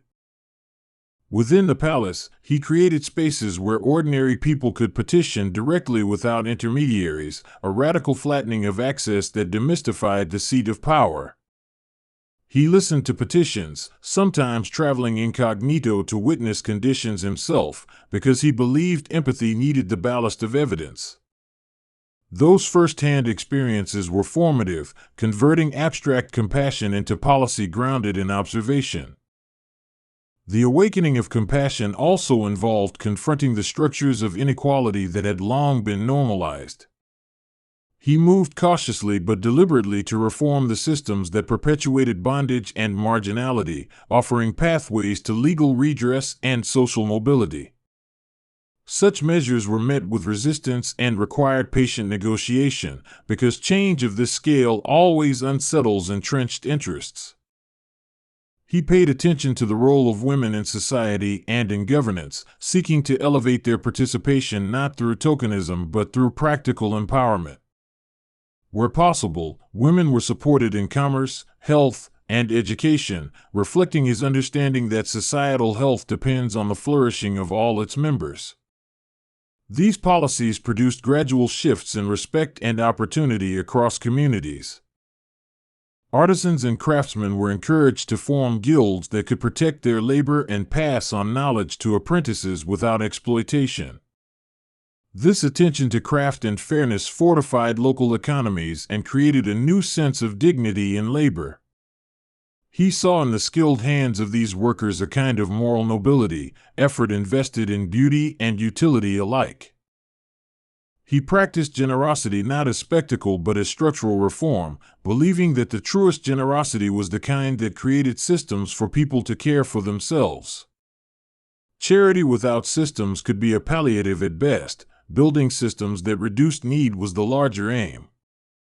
This distinction marked his reformist impulse as both humane and practical. He also wrestled with the limitations of his own perspective and appointed advisors who could challenge his assumptions. He cultivated a small, trusted circle of counselors who blended moral seriousness with practical expertise. Those relationships served as both mirror and guide, tempering zeal with feasibility. Despite his many reforms, he never ceased to be haunted by the memory of conflict and loss. That haunting became a kind of moral engine rather than a torment that immobilized him. It pushed him to try more, to think harder, to imagine systems that could prevent such devastation. In that way, memory became responsibility transformed into action. He became a pilgrim of both land and conscience, traveling to sacred sites and to the corners of his realm to observe, to listen, and to learn. These journeys were not ceremonial alone, they were pedagogical, a means by which he could test policies in the field and witness their effects. Travel humbled him and renewed his commitment to make compassion tangible. He made room for ritual within a public ethic that never fully conflated piety with policy, insisting that spiritual life be voluntary and not state coercion. This balance acknowledged the personal nature of faith while preserving the public space for shared moral action. The nuance kept governance inclusive rather than doctrinaire. Over time, historians and chroniclers began to shape a narrative around his reign, one that emphasized the unusual combination of power and pity. Stories spread of roads lined with trees, of hospitals where strangers were treated like kin, of edicts that asked people to consider the consequences of their words and deeds. These stories, embroidered by storytellers, carried the essence of his reforms beyond the reach of any single generation. He aged into his role with an accumulated wisdom that softened the brusque certainties of youth. The crown sat on a head that now housed both the memory of earlier compulsions and the discipline of later restraint. He became, in many ways, a living compromise between the demands of rule and the aspiration to alleviate suffering. There were moments of private sorrow he kept from public view, late nights when he examined decisions that had gone awry, afternoons when old friends recalled the past with bitterness. He learned to carry regret as one carries a ledger, to account for error, to make restitution where possible, and to accept that not every harm could be undone. That acceptance was not resignation but a sober recognition of human limitation. He wrote letters to rulers in distant lands, not to boast but to exchange thoughts on governance, moral duty, and the public good. Those correspondences revealed a mind that sought conversation over conquest, curiosity over arrogance. Through such exchanges he extended his moral inquiry beyond borders, inviting a larger dialogue about the responsibilities of rulers everywhere. His inner life remained a site of continual practice, mindfulness, study, and the cultivation of patience were daily disciplines. He spent hours in quiet reflection, sometimes conversing with solitary companions who could hold him accountable. The practice of inner work, he believed, amplified outward compassion, making it less performative and more profound. As his practices matured, even the language of the court changed subtly. Proclamations began to reference the welfare of the smallest and the most forgotten, and the phrase used to denote welfare acquired a moral tone. This lexical shift had practical consequences because words shape priorities. In time, the moral vocabulary he promoted became woven into the legal and administrative idioms of the realm. Travelers and traders brought back tales of a kingdom whose administration sought to minimize cruelty and practice kindness as a matter of policy. Merchants appreciated the safer roads and the more predictable legal environment, while pilgrims praised the hospices and temples that had been improved.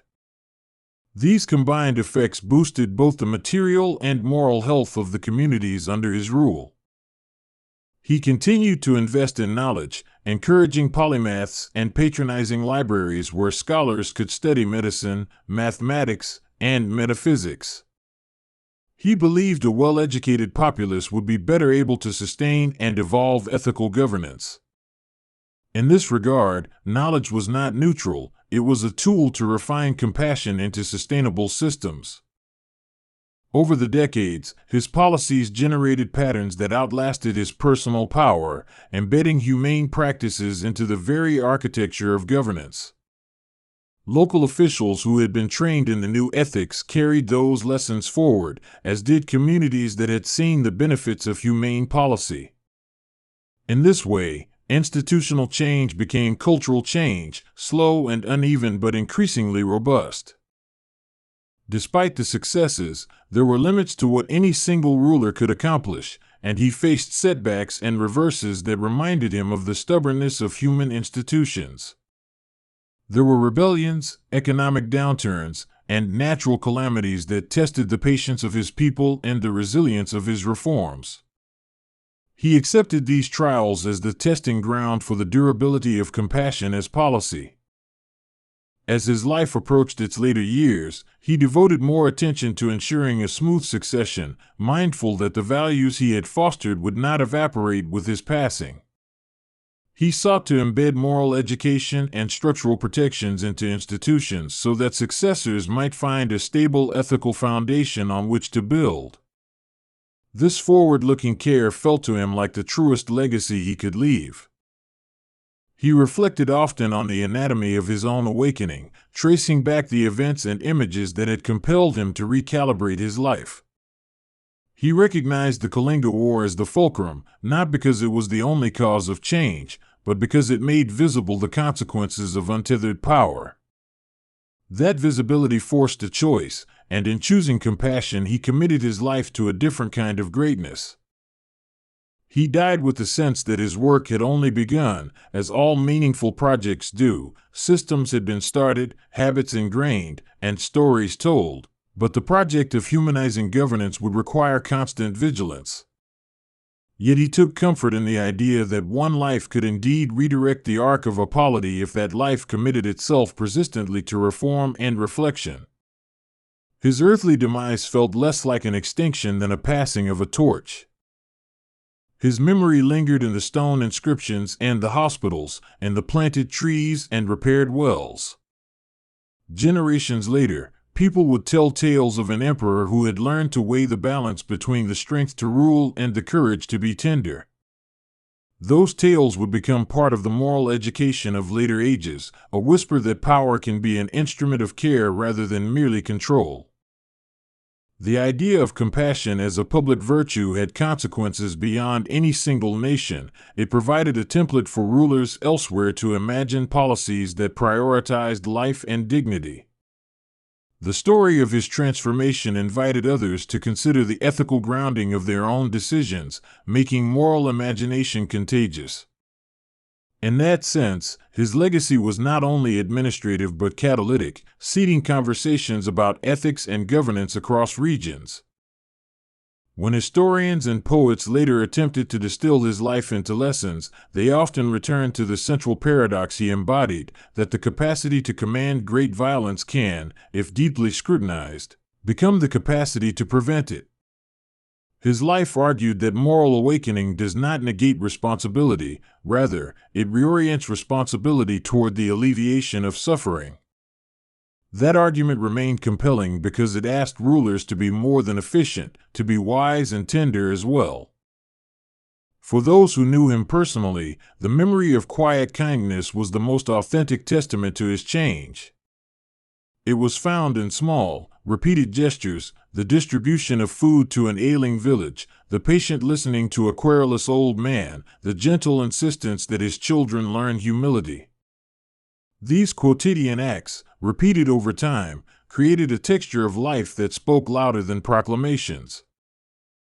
His story continues to travel in the imaginations of people who wrestle with power and conscience. It serves as a reminder that moral change is possible but never easy, requiring continual practice, institutional support, and a willingness to confront one's past harms.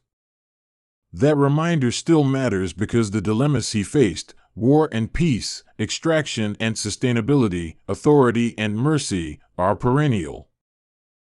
In listening to his life, we are invited to consider our own small spheres of influence and the ways we might practice compassion in them. The shift he made was not magic but the product of reflection, accountability, and persistent action. Those conditions remain available to anyone who chooses to take responsibility for the suffering in their own communities. Time, in the end, became his most honest judge and his most forgiving witness.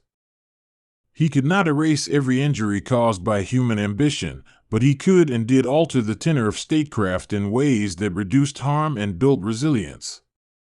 That sustained effort is perhaps the clearest lesson his life offers, that awakening is not a single moment but a lifelong engagement with the question of how to be both strong and kind.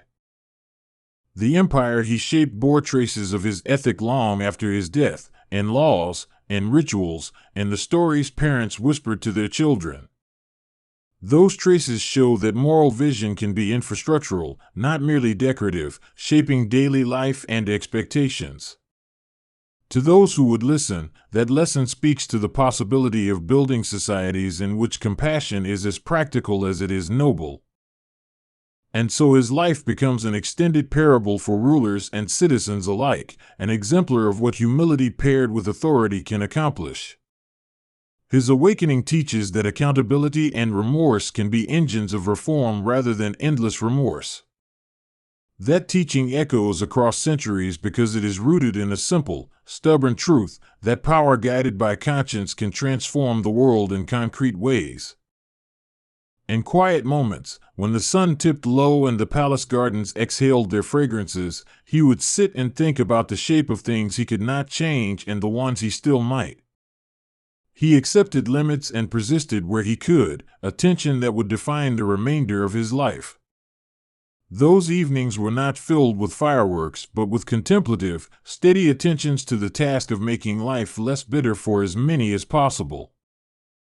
Ultimately, his transformation reveals the surprising plasticity of the human heart. Even those reared in the language of force can learn the grammar of care. It stands as a testament to the power of reflection and the practical demands of compassion.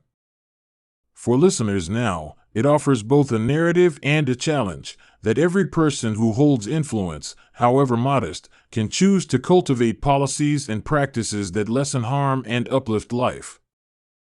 In the centuries since Ashoka's reign, thinkers have debated whether his model can be replicated in modern nation-states, given differences in scale, technology, and social complexity. While the contexts differ, the core question remains timeless. Can political authority be marshaled to promote moral ends without becoming coercive? Ashoka's answer was an emphatic yes tempered by pragmatism. His life suggests that while perfection is unattainable, persistent efforts to embed compassion within governance can yield real improvements.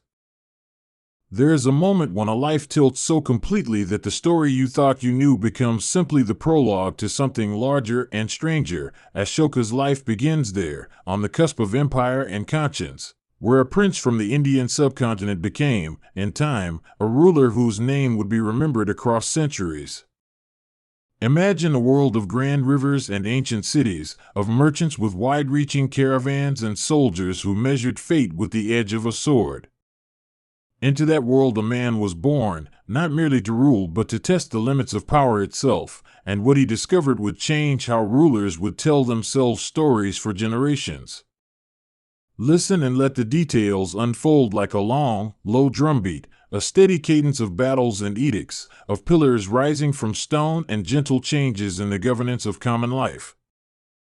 The Maurya dynasty was the stage on which Ashoka played his part, but even before his own ascendancy, the dynasty's foundations had been laid by iron will and political shrewdness. Chandragupta, a name that precedes Ashoka, had forged a vast state through alliances and conquest, and he left behind a machinery of rule that was both centralized and adaptive. This apparatus, with its intricate bureaucracy and appetite for order, became the training ground for Ashoka, who learned early to measure the pulse of an empire beyond his own ambitions. He watched how decisions made in palaces would ripple out through villages and markets, and he would later measure his moral compass against those ripples. Ashoka's youth is a study in contrasts, the intimate domesticities of royal life set against the cold calculus of ambition. Accounts suggest he was both capable and cunning, endowed with a charisma that drew men to him and a temperament that was not easily tamed. He served as a governor in various provinces, where he learned administrative detail and the complexity of local loyalties. There, among merchants and peasants and provincial officers, he tasted the practicalities of rule, the tax ledger, the local dispute, the weighting of military logistics, that would later shape his reforms. War, in Ashoka's early career, was not an abstract instrument, it was a reality of life and statecraft, and he embraced it with the fervor expected of a warrior prince. The Mauryan army was formidable, an organized instrument that had been used to expand borders and cement power across diverse peoples. Ashoka, who would later be remembered for his advocacy of nonviolence, first earned his stripes on the battlefield and in the councils of conquest, where the logic of statecraft demanded hard answers. It is essential to remember this, not to judge him from a single perspective, but to understand how the same man could command armies and later renounce bloodshed in policy. The campaign that changed everything for Ashoka was the war in Kalinga, a coastal region rich in trade and fiercely independent traditions.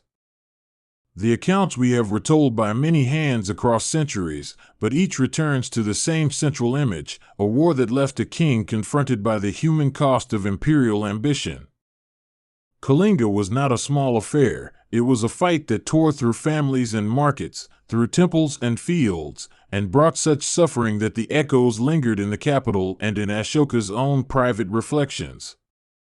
In retelling these events, historians have sought both the military details and the emotional core, because it was the combination of tangible loss and inner reckoning that altered the course of his reign. When the reports of Kalinga's devastation reached him, Ashoka faced a kind of reckoning that a ruler seldom experiences in public and more rarely still in private. The images that tradition preserves are stark: columns of wounded, mothers grieving, fields left fallow, and a sovereign who saw this tableau as a mirror of his choices.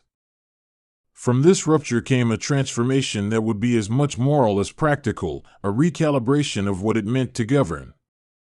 He did not become gentle by a whim. He arrived at a new philosophy by confronting the consequences of his earlier decisions.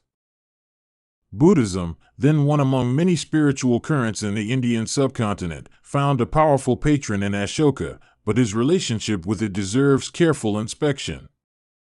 He had been exposed to a variety of beliefs, including Brahmanical rituals and local cults, yet the principles of Buddhism, compassion, nonviolence, and a focus on ethical conduct, resonated with a man seeking to reconstruct his rule on a different foundation. Scholars debate the precise chronology of his conversion, but the core fact is that Buddhism offered a language and a set of practices through which Ashoka could reframe authority. He did not simply become a private adherent. He used his position to make ethical teachings a part of the public culture of governance. It is tempting to picture Ashoka as a monk king in simple robes, but the reality is more nuanced and administratively profound. He remained a sovereign with the responsibilities of territorial defense and economic stability, and he translated Buddhist ethical principles into the instruments of state. This translation produced what he called Dhamma, a term that in his edicts blends moral conduct, social harmony, and practical governance. Dhamma, in his usage, was not dogma. It was a pragmatic program to reduce suffering and increase mutual respect among his subjects. The vehicles Ashoka used to broadcast his Dhamma were as innovative as they were durable: stone pillars, rock edicts, and inscriptions carved into the very landscape of his empire. These monuments were not mere propaganda. They were public records meant for farmers, traders, soldiers, and pilgrims who would pass by them. Carved in clear, accessible language, they invited people into a conversation about how to live together with fewer conflicts and more compassion. The geographic spread of these edicts, from the edges of Bihar to the far reaches of what is now Pakistan and Afghanistan, speaks to his ambition to make ethical governance visible and permanent. If you stand beneath an Ashokan pillar, you can hear centuries. Stone holds memory in a way that words alone cannot. Many of these pillars are crowned with animal capitals, lions, bulls, and elephants, that themselves became symbols, later incorporated into modern emblems. The craftsmanship is subtle and firm, each groove telling a story about artisans whose names are lost but whose skill has endured. More than monuments, these pillars were a dialogue between ruler and subjects, a set of reminders carved into the living geography of the land. Ashoka's edicts themselves range in tone and purpose. Some are practical, others introspective, and many combine both threads. He admonished officials to treat prisoners humanely, recommended medical treatment for people and animals, and urged that facilities be maintained for travelers and pilgrims. He wrote about respect for teachers and the importance of religious tolerance, urging citizens to avoid sectarian hatred. Yet there is also a personal voice in these inscriptions, a confession-like quality when he speaks of regret and the need for restraint. One of the most striking aspects of his project was the integration of welfare into statecraft in ways that anticipatorily resemble modern public policy. Ashoka was not merely pious in private. He instituted public works, planting trees, digging wells, and building rest houses that stood to benefit the poorest and the most itinerant. These actions reflect a ruler who saw the infrastructure of daily life as moral terrain. The state had a duty to heal the harms caused by its own expansion. In other words, Ashoka's piety translated into practical measures that touched everyday survival. He also created administrative offices dedicated to the propagation of Dhamma, appointing officers tasked with the moral education of the populace and monitoring the application of humane policies. These Dhamma Mahamantras were a curious invention, officials whose job was to spread ethical teachings and to ensure that governors and tax collectors did not stray into cruelty. It's a glimpse of a ruler who understood that laws and moral persuasion had to work in tandem, and that bureaucracy itself could be humanized. This approach troubled some traditionalists, but it also brought a consistency to governance that had previously relied more on force than on rule-guided compassion. Ashoka's idea of religious tolerance is often misunderstood as mere pluralism. It was deeper and more nuanced than that. He did not seek to erase difference, nor did he demand uniformity of worship. Rather, he promoted mutual respect and interreligious dialogue as necessities for social harmony. His edicts explicitly encouraged people to learn from one another's doctrines and to honor teachers across different faiths. This stance opens a window into an imperial mind that saw diversity not as a threat to be stamped out, but as a fabric to be woven carefully together. The spread of Buddhism beyond the Indian subcontinent owes much to Ashoka's patronage, although he did not seek to coerce conversion. He sent emissaries and missionaries to neighboring lands and beyond, including to present-day Sri Lanka and the Hellenistic kingdoms, and he supported the establishment of centers for learning where monks and laypeople could study. These early missions planted seeds that would grow into distinct Buddhist traditions across Asia. Consider, then, that Ashoka's influence extended not only through inscriptions on stone but also through networks of human travelers carrying ideas across deserts and seas. Art and architecture during and after Ashoka's reign underwent notable transformations, partly because he promoted Buddhist values but also because the empire's wealth and connections fostered artistic exchange. The Mauryan aesthetic favored heavy simplicity, broad forms, and polished stone that would later be adapted and elaborated by succeeding cultures.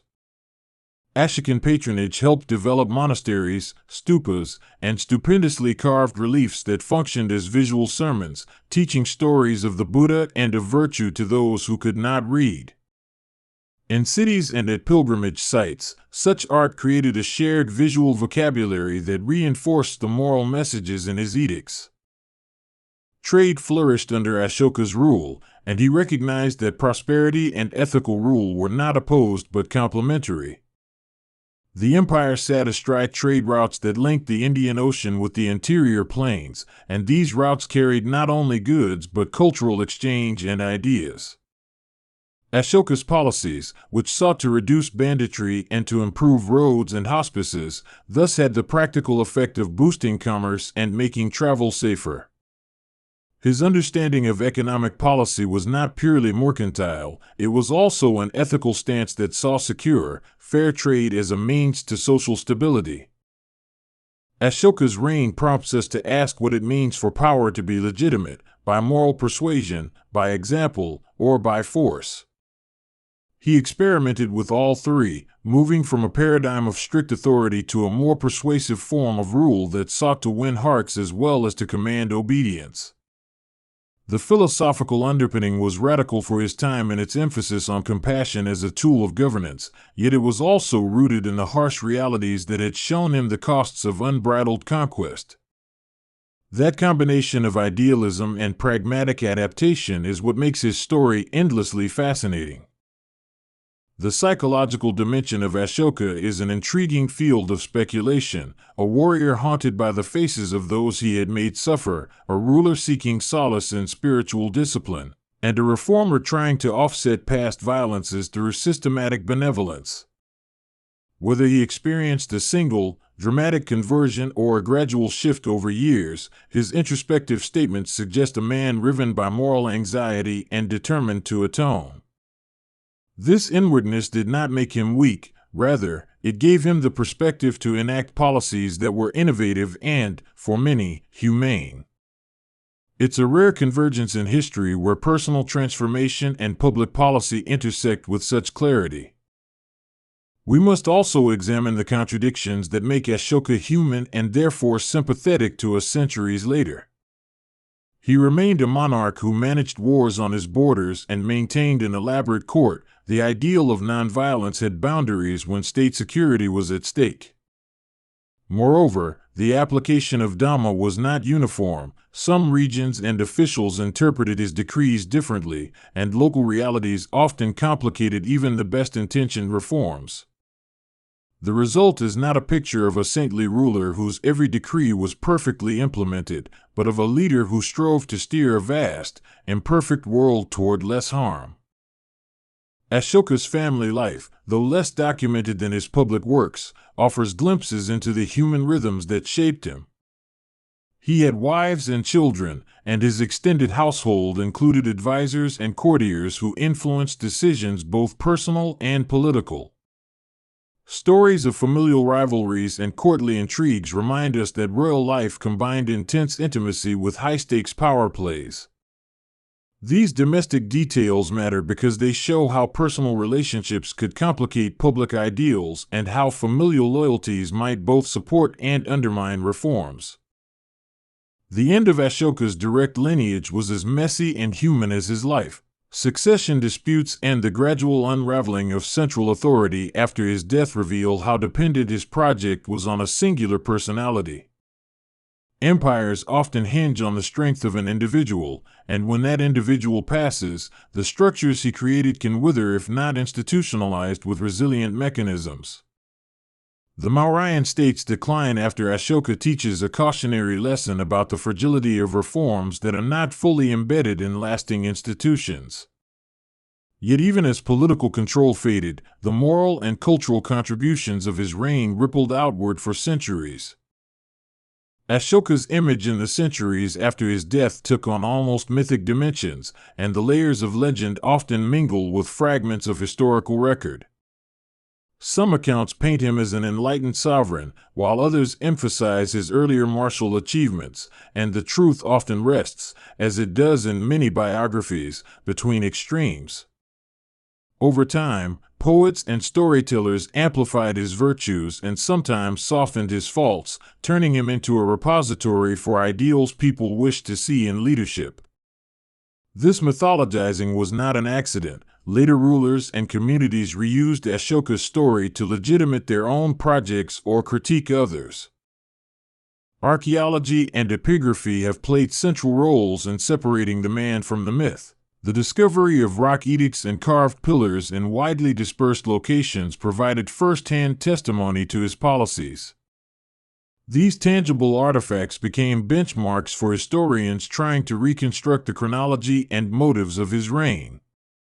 Inscriptions offer a direct voice, albeit one shaped by the conventions of the time, and they allow us to compare narrative traditions with documentary evidence.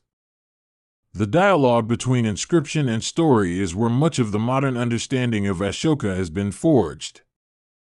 Modern scholars have debated endlessly about the details of his life, and those debates are themselves instructive about how we interpret the past.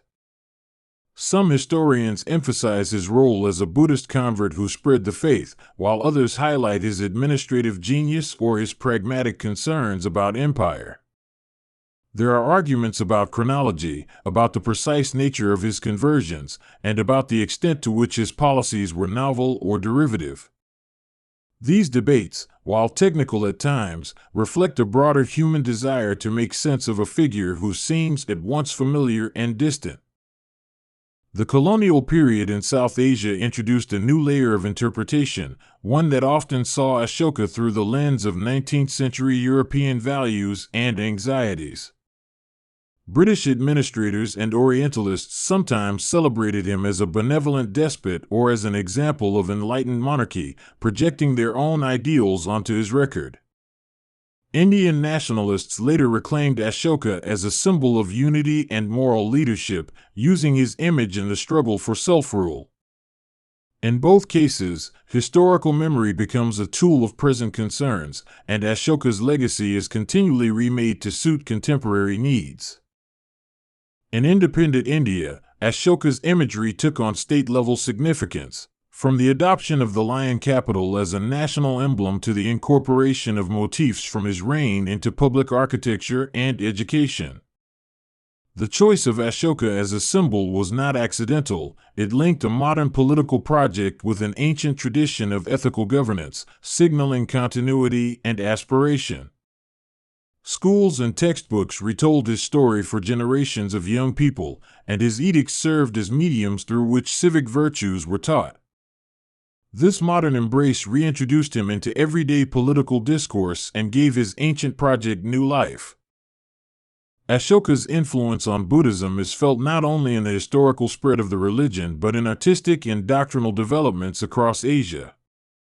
Missionaries who traveled under his patronage contributed to the establishment of monastic codes and scholastic institutions in far-off places.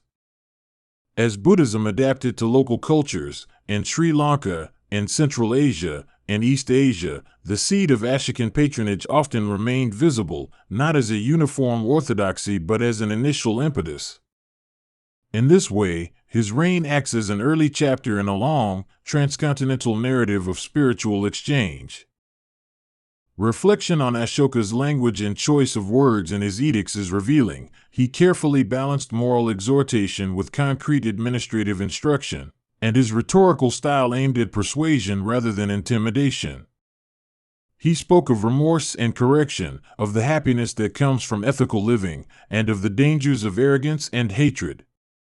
The choice to use idioms and metaphors accessible to ordinary people shows a leader who wished to be understood beyond the court. It is an exercise in political communication that modern leaders could study with profit.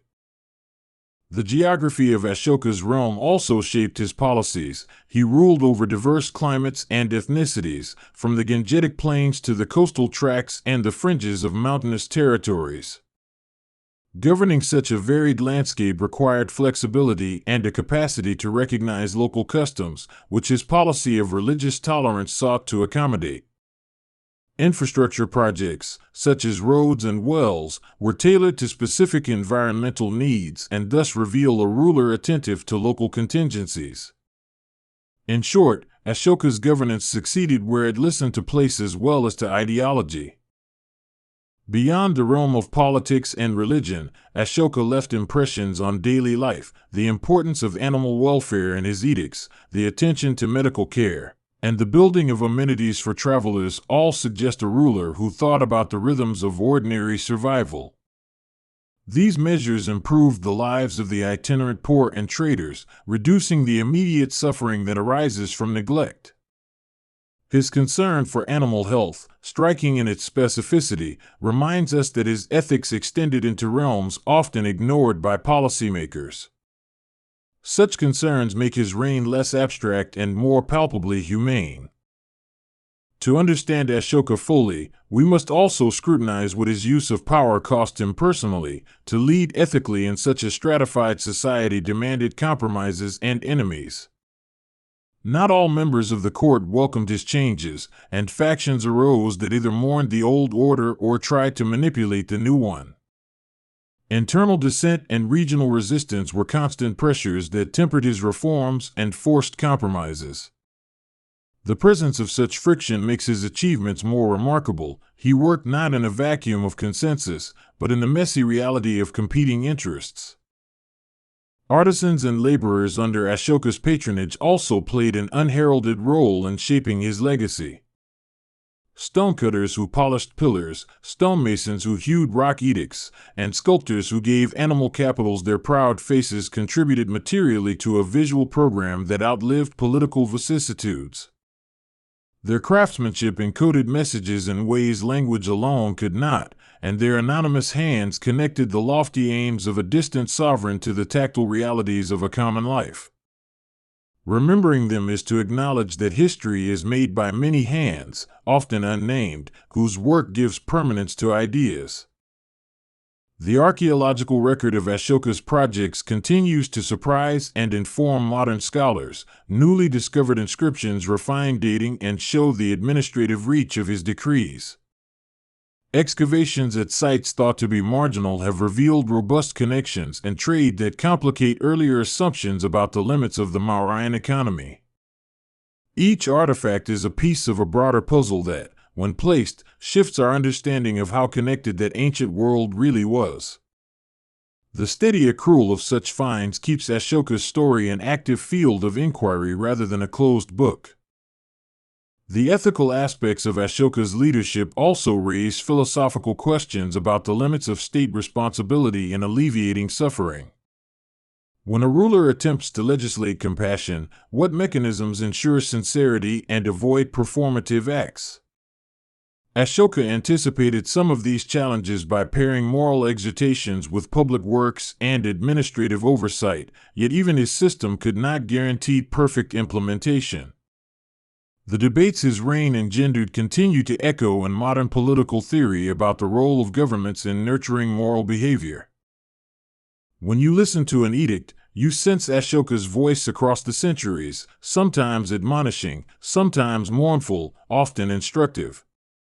He writes about hate and the mind's capacity to nurture ill will, urging mindfulness and restraint as actable disciplines. It's a rhetoric that sometimes reads more as counseling than command, as if the sovereign were addressing his people not from above but alongside them. That intimacy between ruler and ruled is one of the most striking features of his inscriptions. The influence of Ashoka extends into literature and the arts, where poets, playwrights, and filmmakers have returned repeatedly to his life as a source of moral drama. Novels reimagine his internal debates, films stage the grand contrasts between war and peace, playwrights explore the tensions between public duty and private conscience. Each adaptation chooses different aspects to emphasize, revealing as much about the era of production as about Ashoka himself.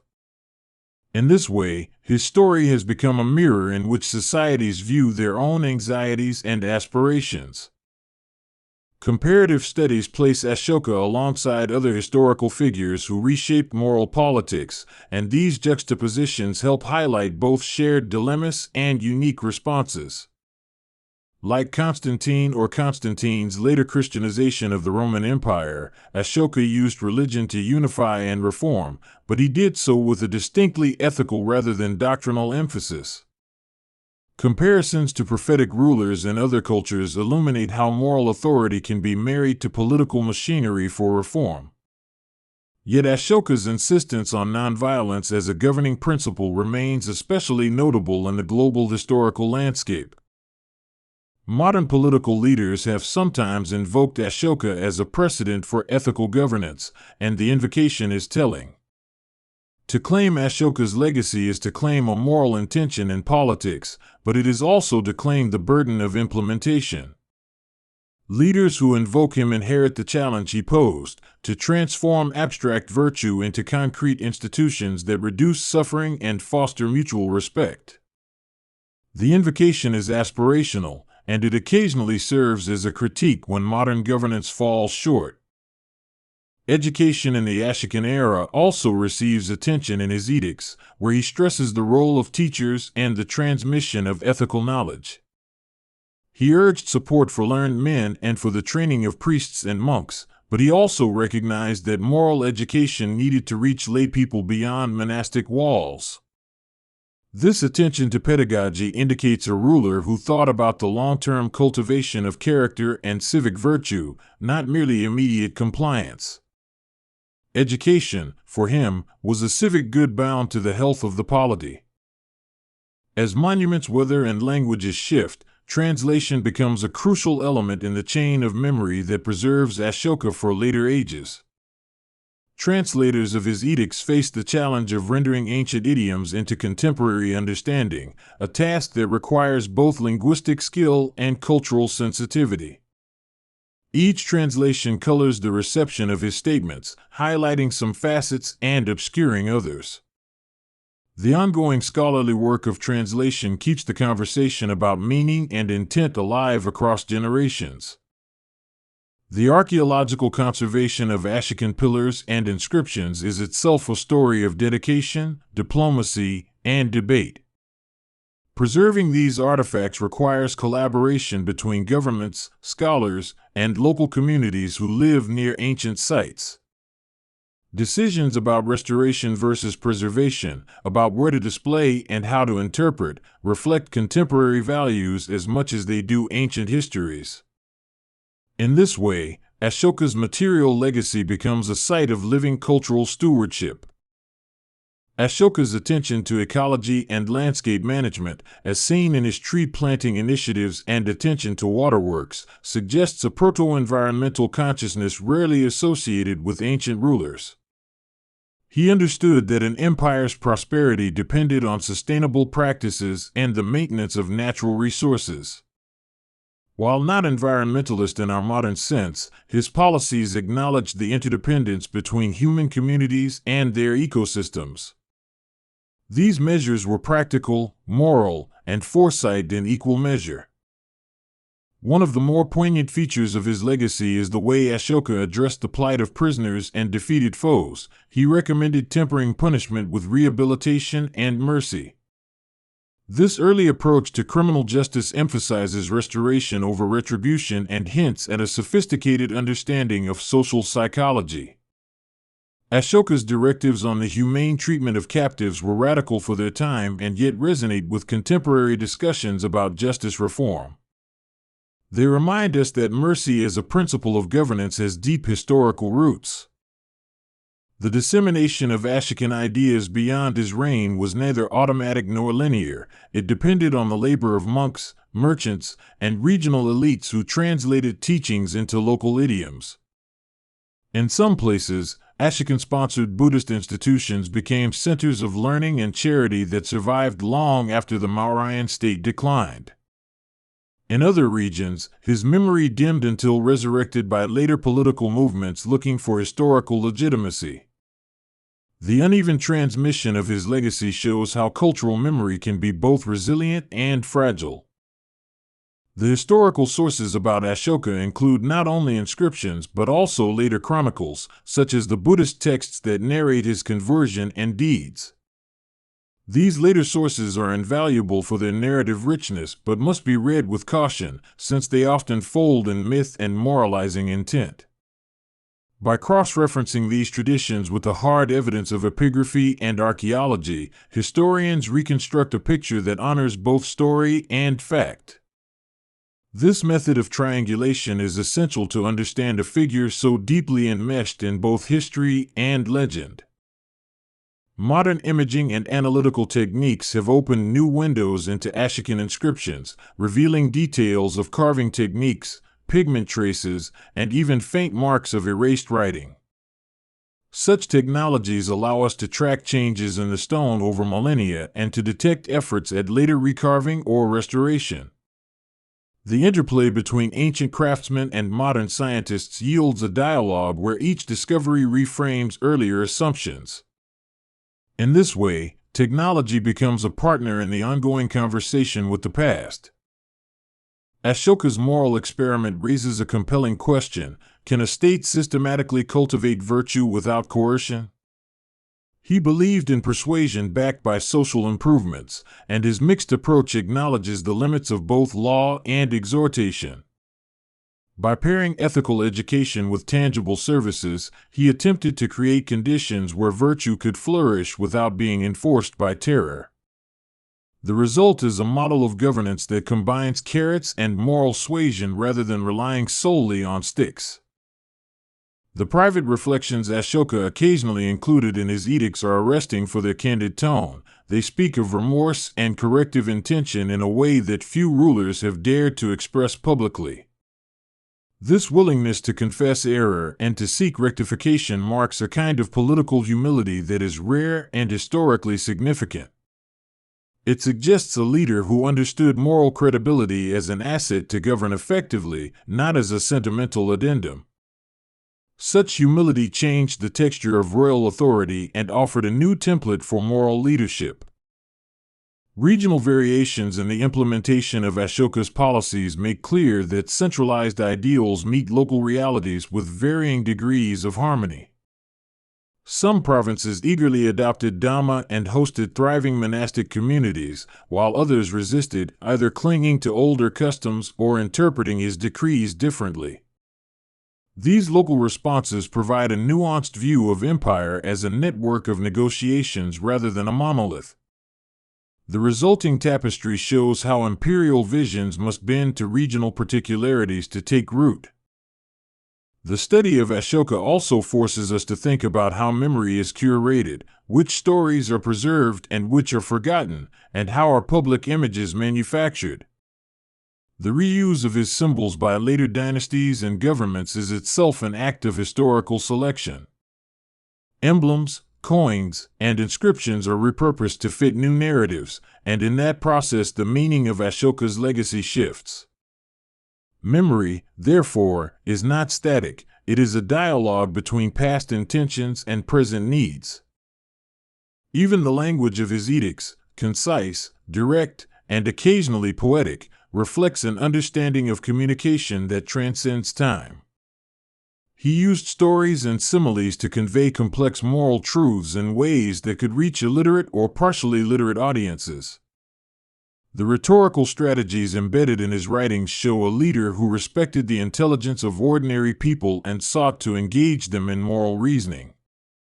This trust in public capacity for understanding underscores an egalitarian impulse at the heart of his governance.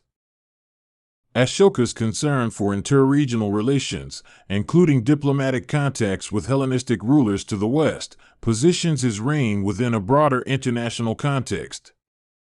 He did not operate in isolation but in a world of exchange where ideas, goods, and envoys crossed borders.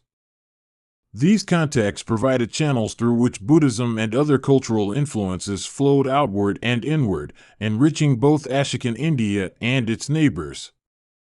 In this light, his reign emerges not as inward-looking but as node in a vibrant network of ancient globalization. Ashoka opened doors between worlds instead of building walls. Subscribe and tell us in the comments what inspires you more, his courage to reach beyond borders or his vision of peace that connected people far apart.